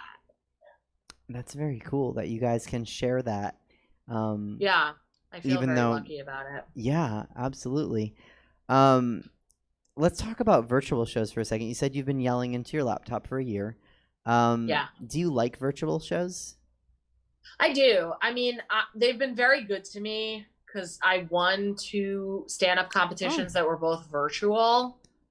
Thank you. And so in that sense, like, you know, I think for me, it kind of like, it's not the case that every joke that was born on Zoom will work in real life, because I think there is a difference in some ways. But I think that there have been moments where like my own timing, because of the timing of Zoom, has been kind of tweaked in a good way for both Zoom and real life. And I think in that way, it's a special challenge that I think like people don't give enough credit to in terms of how it could help your timing overall. I think I have to agree, because I've been trying to write monologues on this show, and there have been a couple weeks where I haven't, just because I'm not used to writing that much material. But doing them to a webcam with absolutely zero feedback. Like the last couple weeks we've had an in-person guest, and it's so nice because they'll snicker and I'm like, okay, cool. I thought that was funny. I really did. Right. And these last year, like no one snickered at anything I've said. So I've learned to just kind of like joke. And it's right. And you kind of have to trust yourself. Right. And the pacing, I've noticed my pacing has gotten tighter. Just because I don't want to sit in that silence, which I'm not sure if I'm not even sure if it's silent elsewhere. I just know it's silent here. Right. So right. Yeah. And I mean, you know, for me, it's like I did work with a bunch of organizations like at various times throughout the pandemic that had stuff happen, like a Zoom bombing or whatever. And, you know, so they were like, we have to have it webinar style, or we have to have it pre-recorded, or we have to have it everybody on mute and silent, whatever it is, where it's just like, if I'm coming into your organization, you know, and getting paid to be there, then I'm going to play by how you do things, and I'm not going to make anything about it. Especially if it's a Zoom show, you know, it's kind of like, okay, it'll be fine. And just sort of like going for it and being like, okay, so I won't get laughs. Like, could I trust myself that I'm funny if I don't hear the laughs?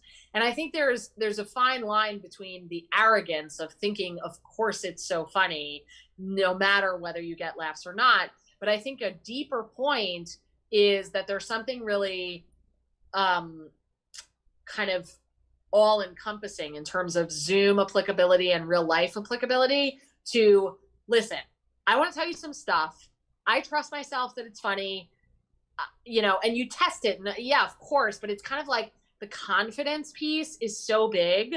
And I think that like, I really learned a lot of that over Zoom because I had to, because there wasn't an audience to laugh in certain shows. Right. You have to trust your comedic instincts. Like, Yeah. this is funny. And I think Right. you're right. It's almost a crutch when you have an audience to be like, I don't know, we'll see if Yeah. they like it. Yeah. What do you hate about online comedy?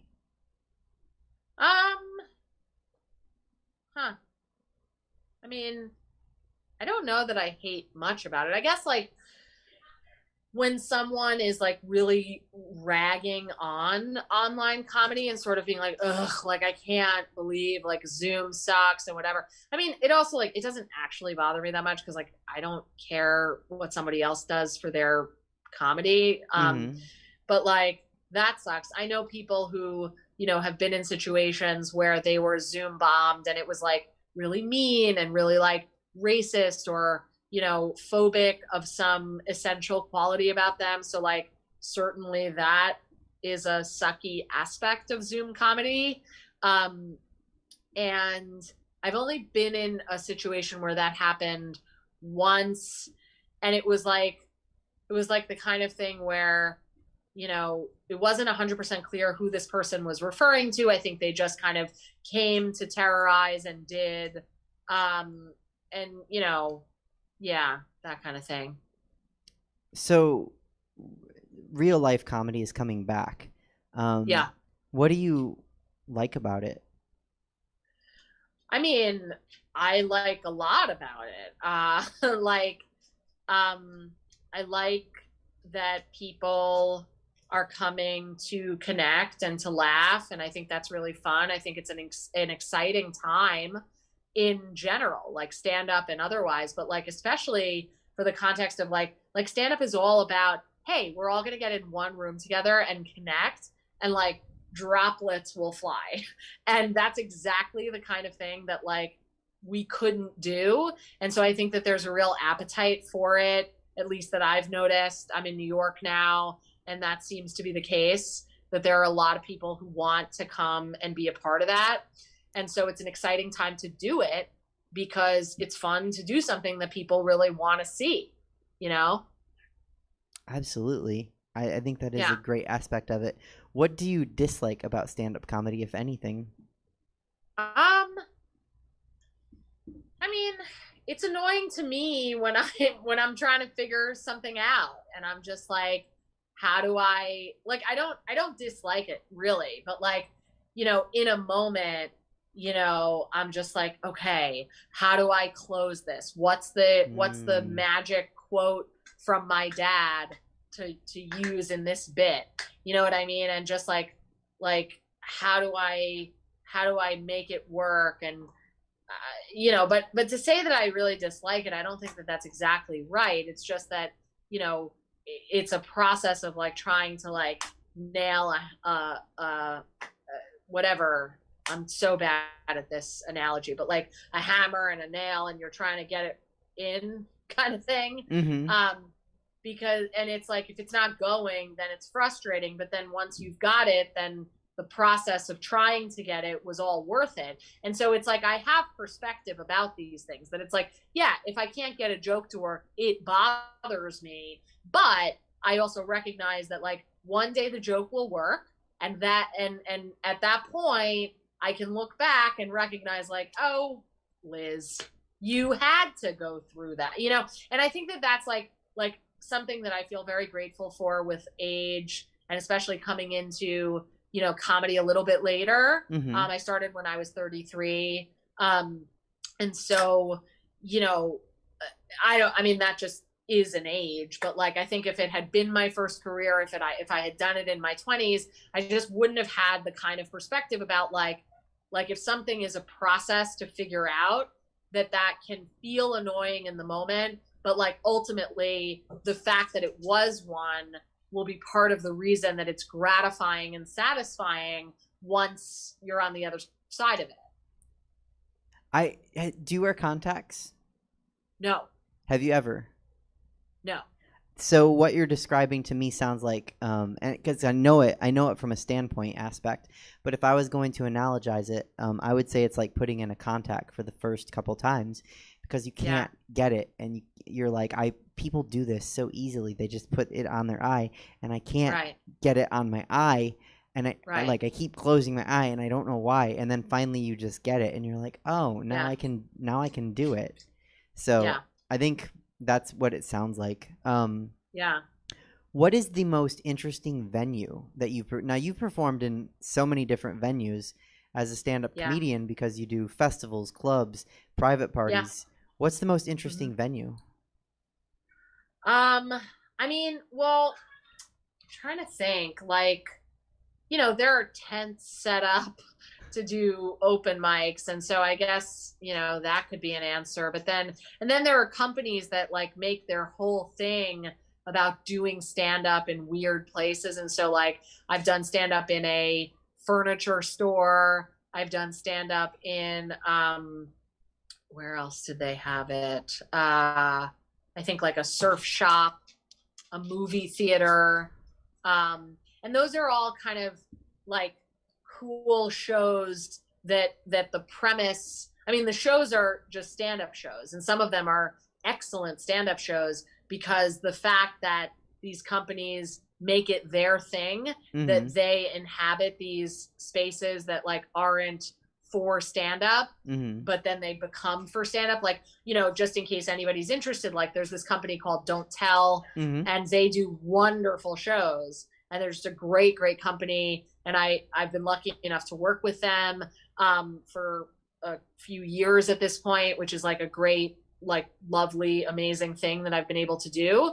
And I'm always grateful to do it because, there was one in like a rock climbing gym. And it's just super cool because you get on their list if somebody wants to, and then you can kind of like be told about cool stand-up shows that are in these wacky places, and then they set it up like an amazing setup, and they're terrific at it, and they get these amazing comedians. And I don't like, I'm not going to say that I'm an amazing comedian, but like I'm pretty good, and also the other people are like really good. Like it was right before the pandemic. It was right when her special came out, but like I got to host when Fortune Feimster was headlining a Don't Tell show. And so it's just like they get amazing people, and famous people who you've seen everywhere. And then you could see them in these like cool, weird, wacky venues. But anyway, that's just an ad for Don't Tell. And I think, they have a website. You can it's easy to figure it out, like how to get on their list, but you have to be on their list to know about the shows. They book the best comedians they can in any given city. So I would go ahead and I'm gonna say for you that you are clearly one of the best comedians that they can book because they booked you.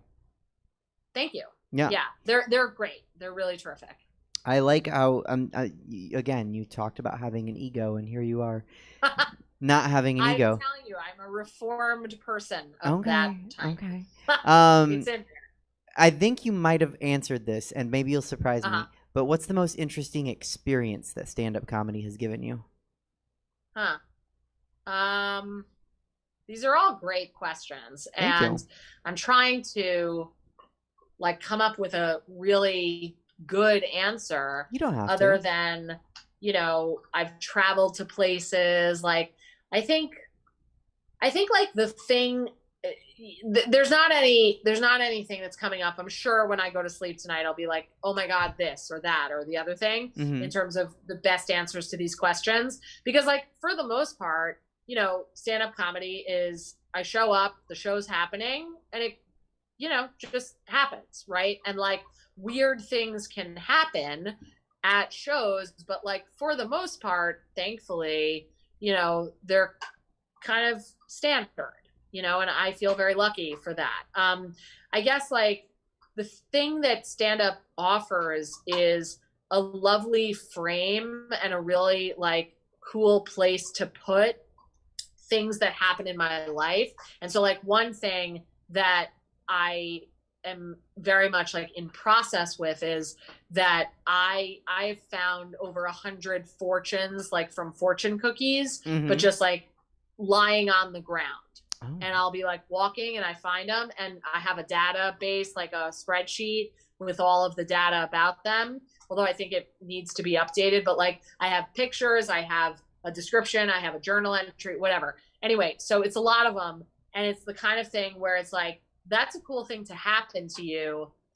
And stand up is amazing because stand up provides a space that's like so open, like you can really do whatever you want in it and with it, such that if you want to like have that as like a brewing idea for whatever, a special, a show, both, you know, that's available to you. And so I think the coolest experience that it's given to me is really a frame for the experiences that have happened in my life and continue to. That is a very deep and analytical answer that I know. I'm not surprised, but I might expect that to come from a rabbi. So I think it's rubbing off on you. Yeah, I know. I thought you were going to say it was opening a show with drag queens.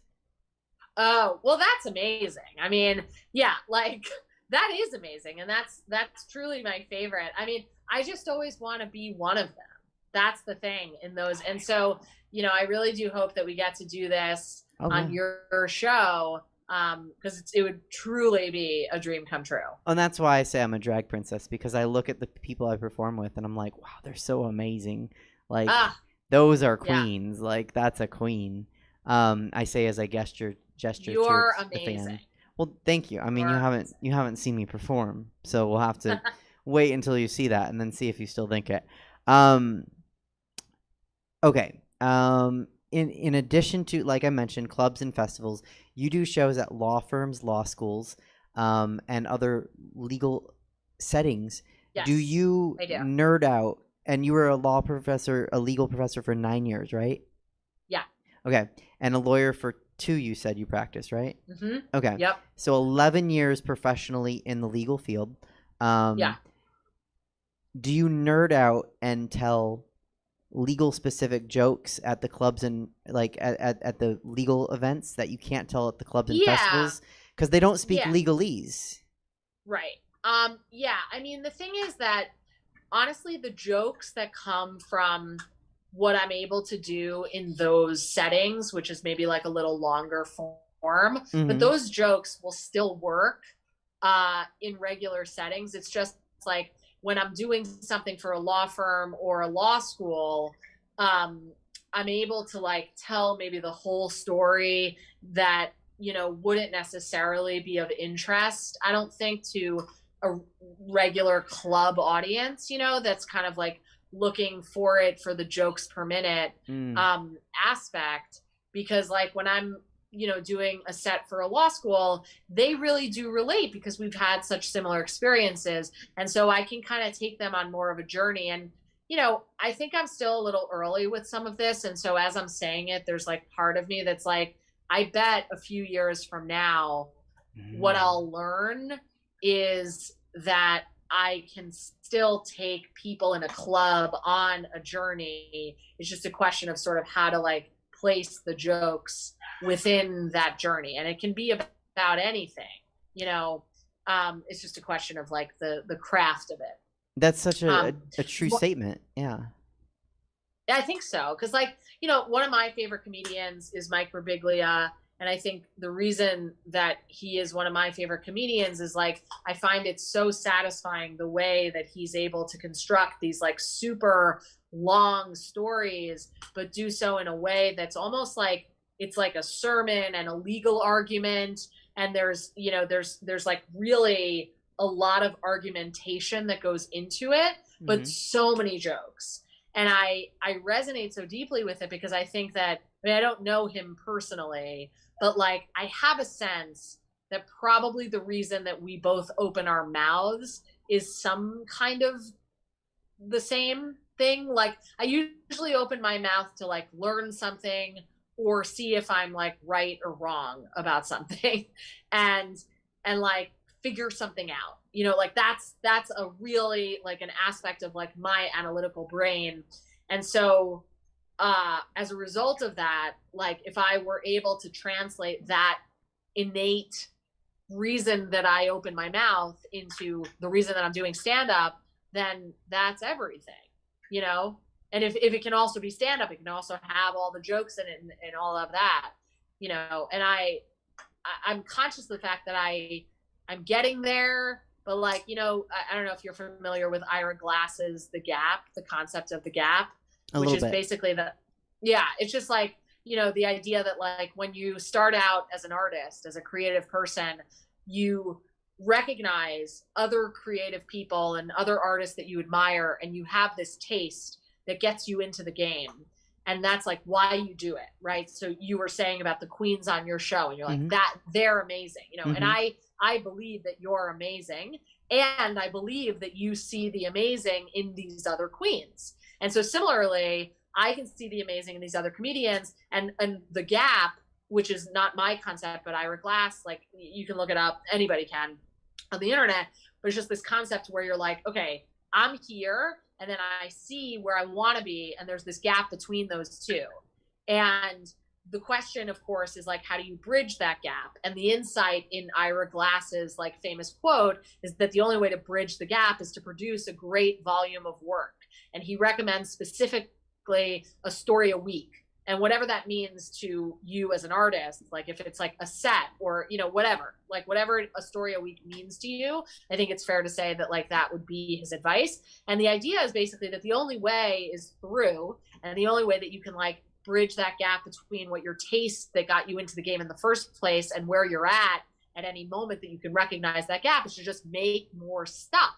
And so I wonder if like down the road, I don't know if it's a year, 3 years, 5 years, 10 years, whatever, I'll look back and I'll be like, you know, whatever I was doing for law firms, it wasn't so different from what ended up working on Netflix or on my, you know, HBO show or whatever. It doesn't, I don't know, like it was all the same. I just thought that it was more segmented than it was. And I didn't trust myself. I didn't trust audiences yet, whatever it is. I just have a sense that that may be true. Well, a lot has to do with perspective, right? Like you get to a point where you can look back and you can see it with knowledge that you have now that you didn't have then. Yeah. And so I think with time, kind of like looking back at when, like I explained how you start drag, your perspective is one place, and then you look back with a new perspective, and you're like, oh, not what I thought it was. Right. So it works positively too, you know. And I think you said another thing that was very true about stand up, which is you said that you hadn't yet figured out how to do that joke or that bit. Yeah. And sometimes it takes, and you're farther ahead than I am, so I'm not telling you as much as I'm telling the audience. But sometimes it takes, like, you'll have something and you know there's something there. You just haven't figured out yet how to deliver it and tie it together. So. Yeah. Yeah. This is just amazing. I'm going to have to pee soon, just because I do. So, oh, no, we'll wrap up. We're almost done. Okay. Yeah. I didn't want to be rude. No, you're not. Really... You're not. I was going to run my 2 legalese questions by you, and then I have rapid fire. Please. And you can go as fast through the rapid fire, and you can skip. Okay.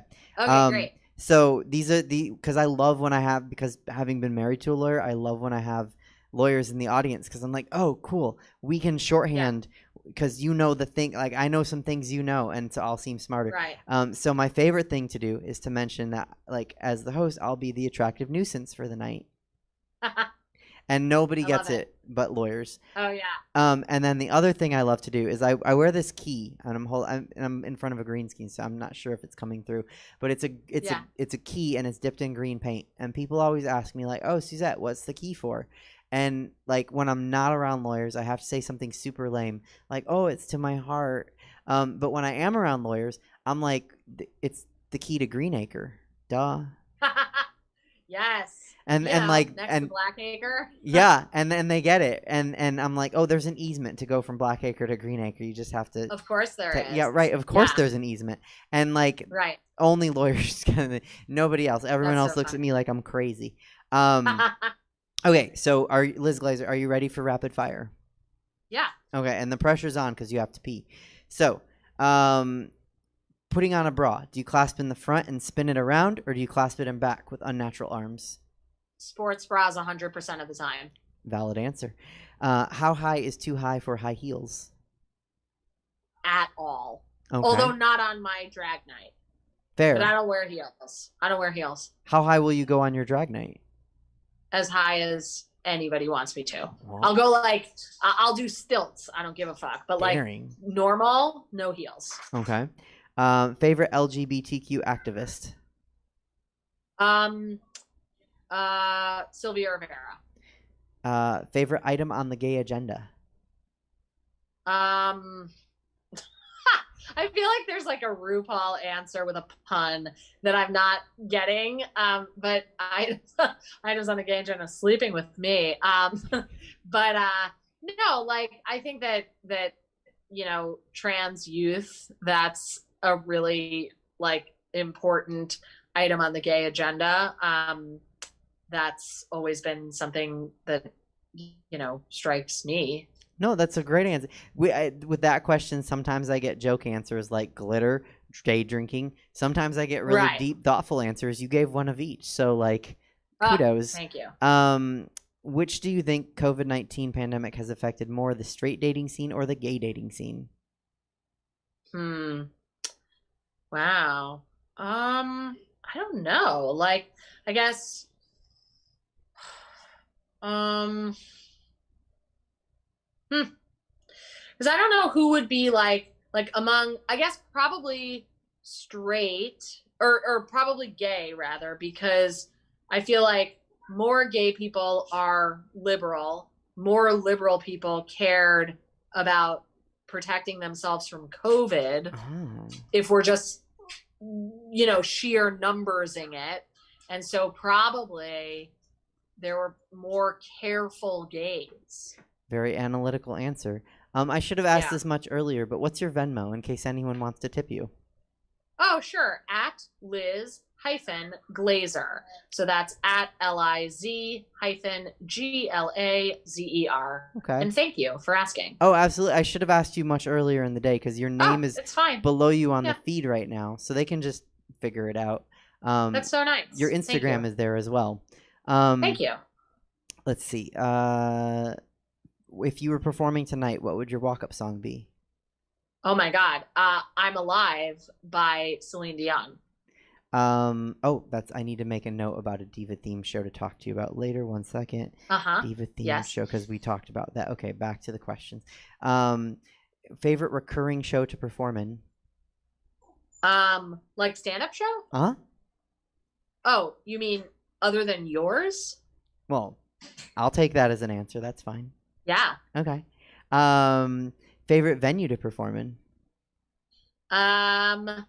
Great question. I mean, I've been really liking Greenwich Village Comedy Club. That's a place that has really welcomed me since I came back to New York. And so I've been performing there a bunch and I feel very grateful to. And I want to stay one in LA because I spent a lot of time as a comedian in LA. And I love the basement of the Hollywood Hotel. I'll take on anyone about it. I think it's great. And I really I feel like I found elements of my voice in that basement. And so it's really close to my heart. I love that answer.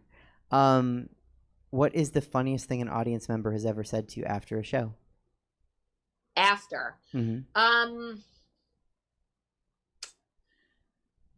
I mean, I used to do this joke a bunch about how bad a prostitute I would be. It's basically just like a joke with a premise of like, because my mother, when I quit teaching, my mom was like, what are you going to do to make money? And I was like, well, I could prostitute, like just to be annoying. And she was like, oh yeah, I'm sure you could. And then we kind of like got into it. And I like, and I don't mean to say prostitute as opposed to sex worker. Like, I just don't think that there would be any sex in the work. Cause I think I'd be like if someone would come at me as a prostitute or a sex worker, I'd be like, do you actually want to have sex? Like, couldn't we just like go to your house? We'll talk all night. We'll like start a podcast, whatever. Like, that's the kind that I would be, like an artisanal prostitute, just like a very particular experience. And so I used to do a joke that was that, which is based on a real conversation I had with my mother. And somebody like came up to me after the show and was just like, so that prostitute bit, and was just, I think, trying to proposition me, which wasn't the reason that I stopped doing the bit. although it helped. You were being solicited for your artisanal prostitution. I think so. Yeah. I was just like he's like, what kind of guys? And I'm like, just you. And I don't want to do this conversation. I've said before on this show, 3 oldest professions in the world: lawyers, prostitutes, and stand-up comedians. Yes. What is your favorite? And again, you can pass on these, but what's your favorite sex position? Oh, just missionary. I'm the most boring. What's your favorite position to imagine straight people having sex in? Like masturbating. I don't imagine straight people having sex. No, fair. A lot of people don't. Yeah. That aren't straight. Yeah. But, sometimes like you get a the wacky first answer. Thought, right. Like the first thought is just my parents. That's what I think. And then I'm like, never mind. In my own thought. And so I think the only straight people I would imagine having sex are straight people who happen to be masturbating. That is a position. What is your favorite thing about the existence of brunch? And we're almost done. So Everything. Brunch is, you know what brunch is? We can bring it back to something we talked about at the beginning, which is brunch is something that I feel like similar to how you invented GPS and I invented Debtors Anonymous, that I'm like, everything that's amazing about a meal is in brunch for me. I love eggs, and I love how they like take kind of like dinner foods and make them breakfast foods at brunch. Like just everything about it is my ideal kind of eating. There's like salty and sweet, and people like are fine mixing them at brunch. There's also coffee with the meal. So I don't have a thing to edit about the idea of brunch. I think it's perfect. And a drag brunch is even better than perfect. It is. Do you cook or bake? You know, I cook, and then I baked with Robbie Sandler because I baked a pizza because he taught me how. And I had never baked anything successfully in my life, but he's so talented in general and at explaining how to bake. Because I honestly, like, I had like tried to make cookies in my life and they looked like an oil spill. You know, just absolutely disastrous. But then I was able to make pizza. I made it right before Passover, thanks to Robbie. That's fantastic. And Robbie's been on the show, and we have a strong connection with Who Wrote This Shit, which will be on tomorrow. Yeah, tomorrow at 6 p.m. Pacific, 9 p.m. Eastern on WWTS Live. And we'll kick that on the way out just for people. Yeah. DC or Marvel?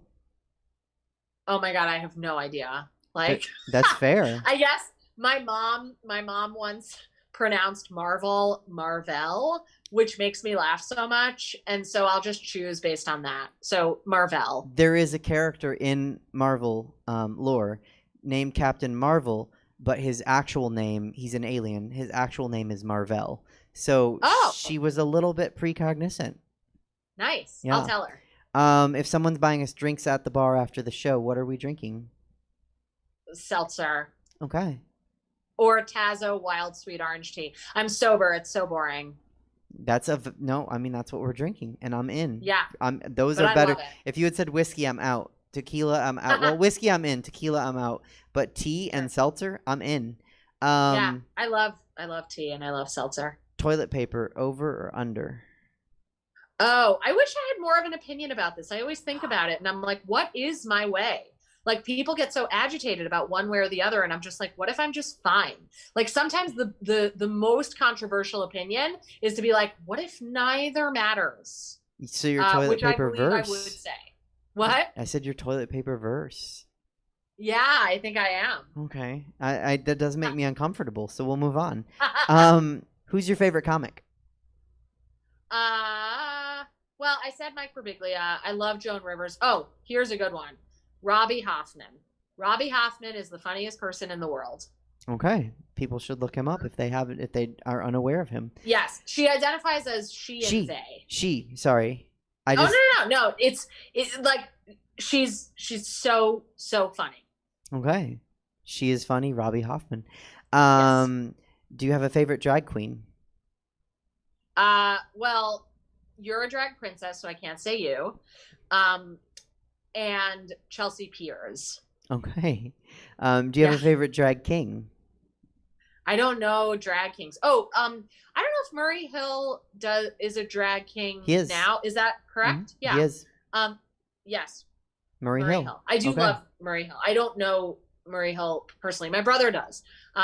He's not his bodyguard yet. I don't know. Maybe he is, but they know each other. No, that's fantastic because Murray Hill is on my list of like dream bookings, and I got one in today.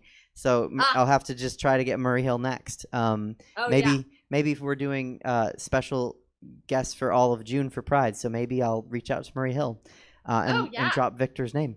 I don't know. Yeah, I don't know how well they know each other, but it's some level. I'll drop Falcor's name because everyone should know Falcor. Yeah. Well, I think you are. This is just to boost my ego. Do you have a favorite drag princess?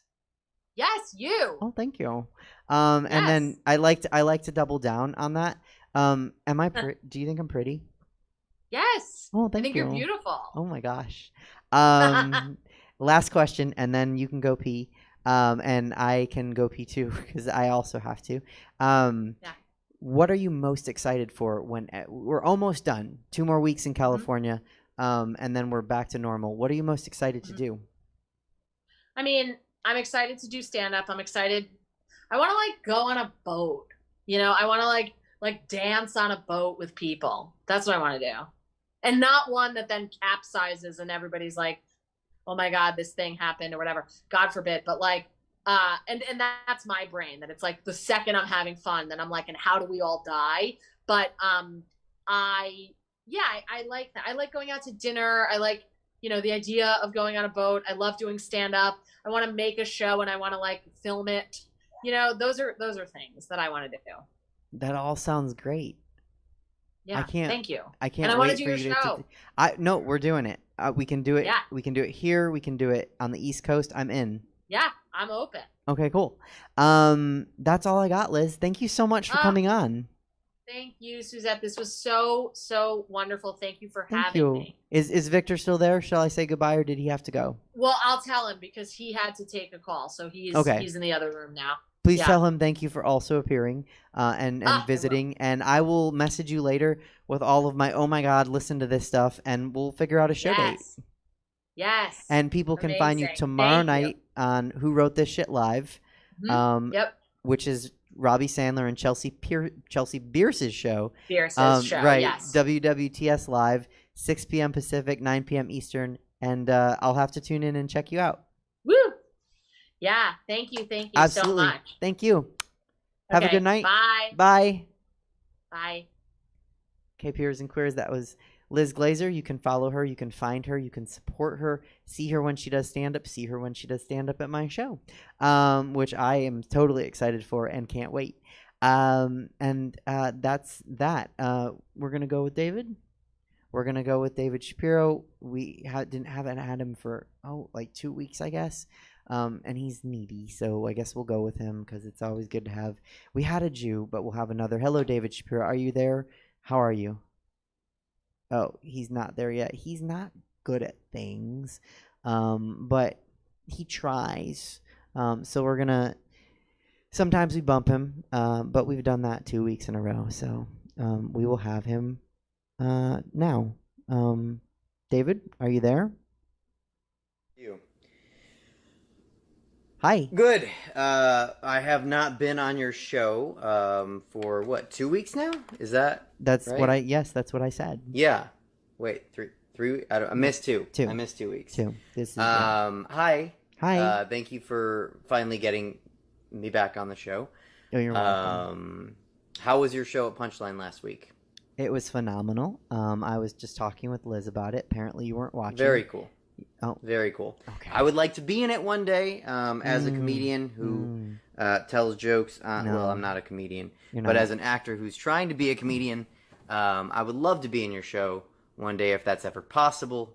Would you entertain that? But would you think about it? No.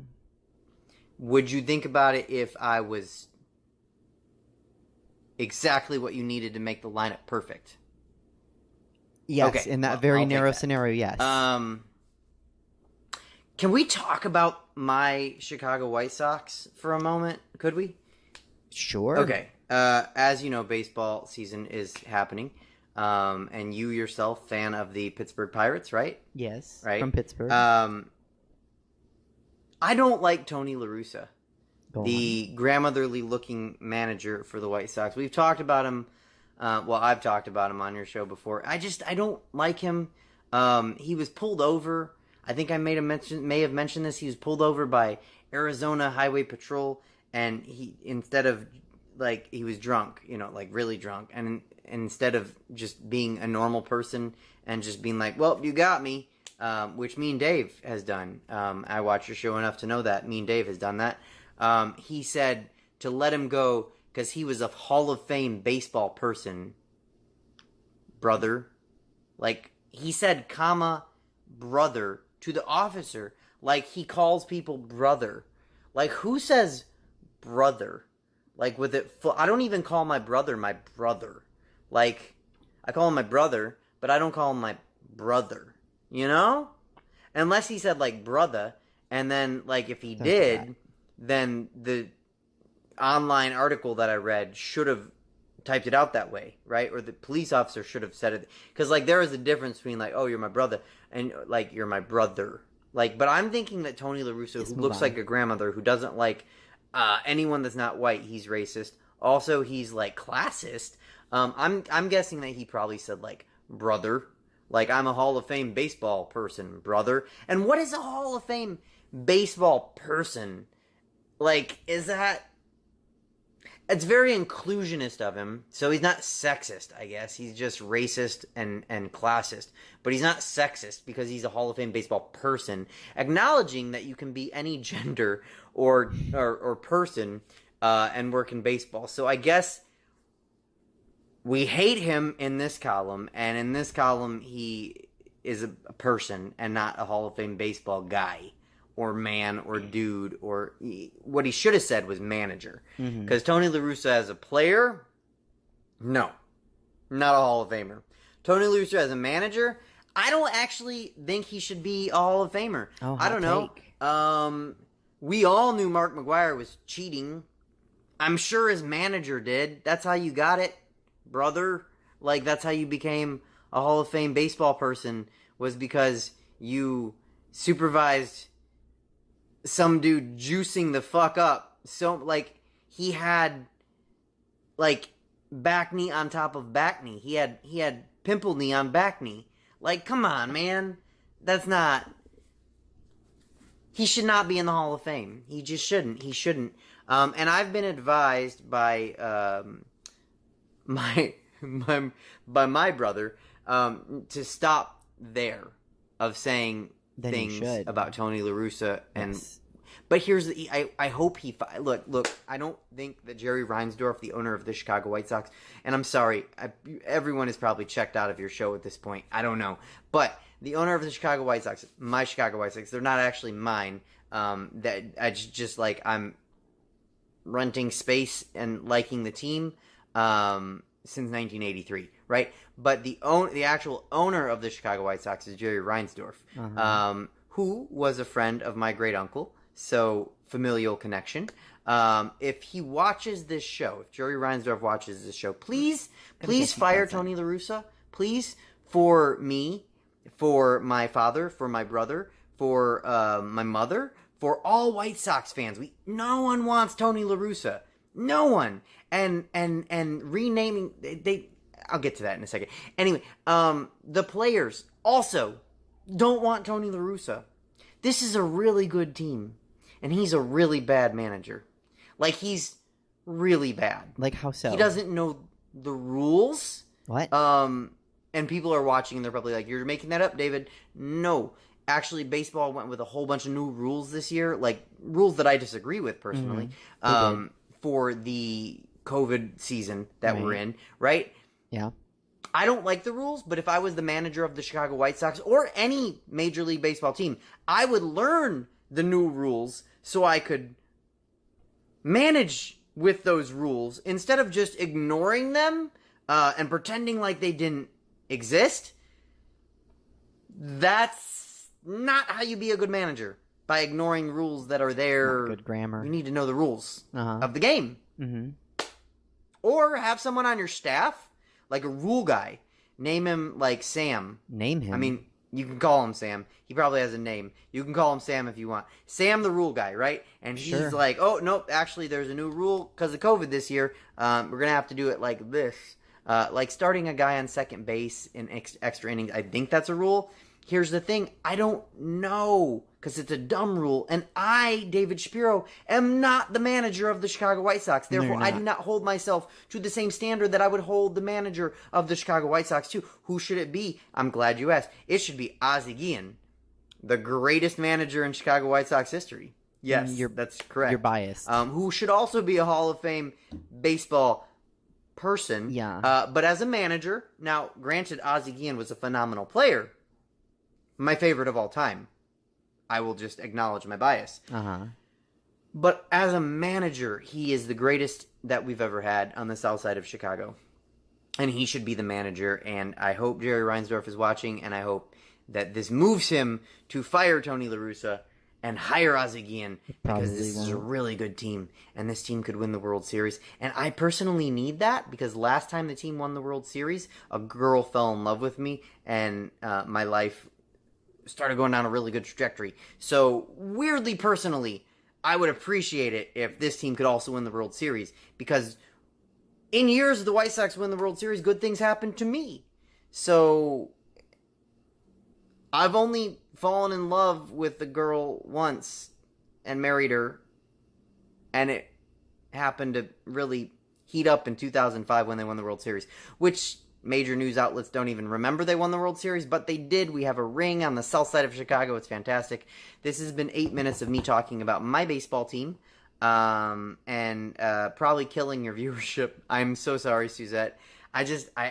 Tony La Russa got to go. And on the way out, the papers, I know, because the Chicago papers are good, they'll say, like, goodbye, brother. Like, I would be so happy.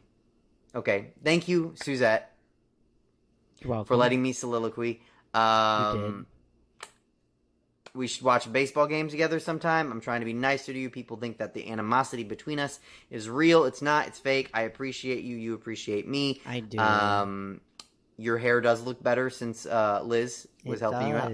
And, I'm not even mad that when you have other Jewish guests on the show that you always say that I'm not your favorite Jewish guest anymore. Because that's okay. I didn't even say it today. It was implied.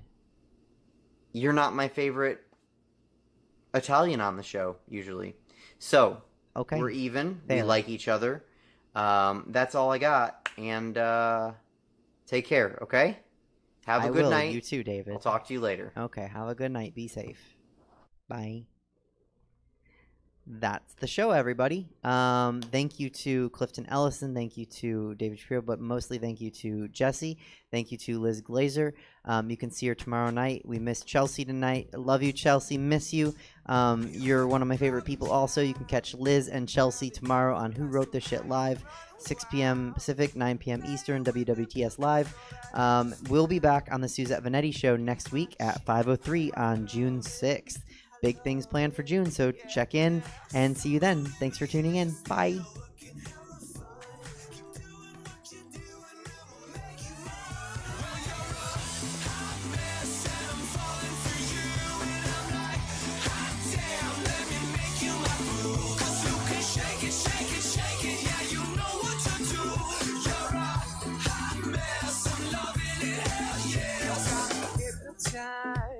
The city's your playground, I watch you take a bite. At 5 a.m. roaming the streets, drunk all night. You think you're hot shit, and ooh, I love it, yeah, yeah. Stumbling, but yeah, you're still looking hella fun.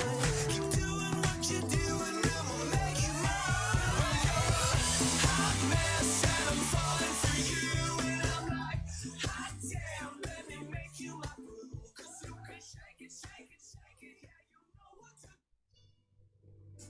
It's a god-awful small affair for the girl with the mousy hair, but her mommy is yelling no, and her daddy has told her be seen. Now she walks through her sunken dream to the seat with the clearest view, and she's hooked to the silver screen. But the film is a saddening bore, for she's lived it 10 times or more. She could spit in the eyes of fools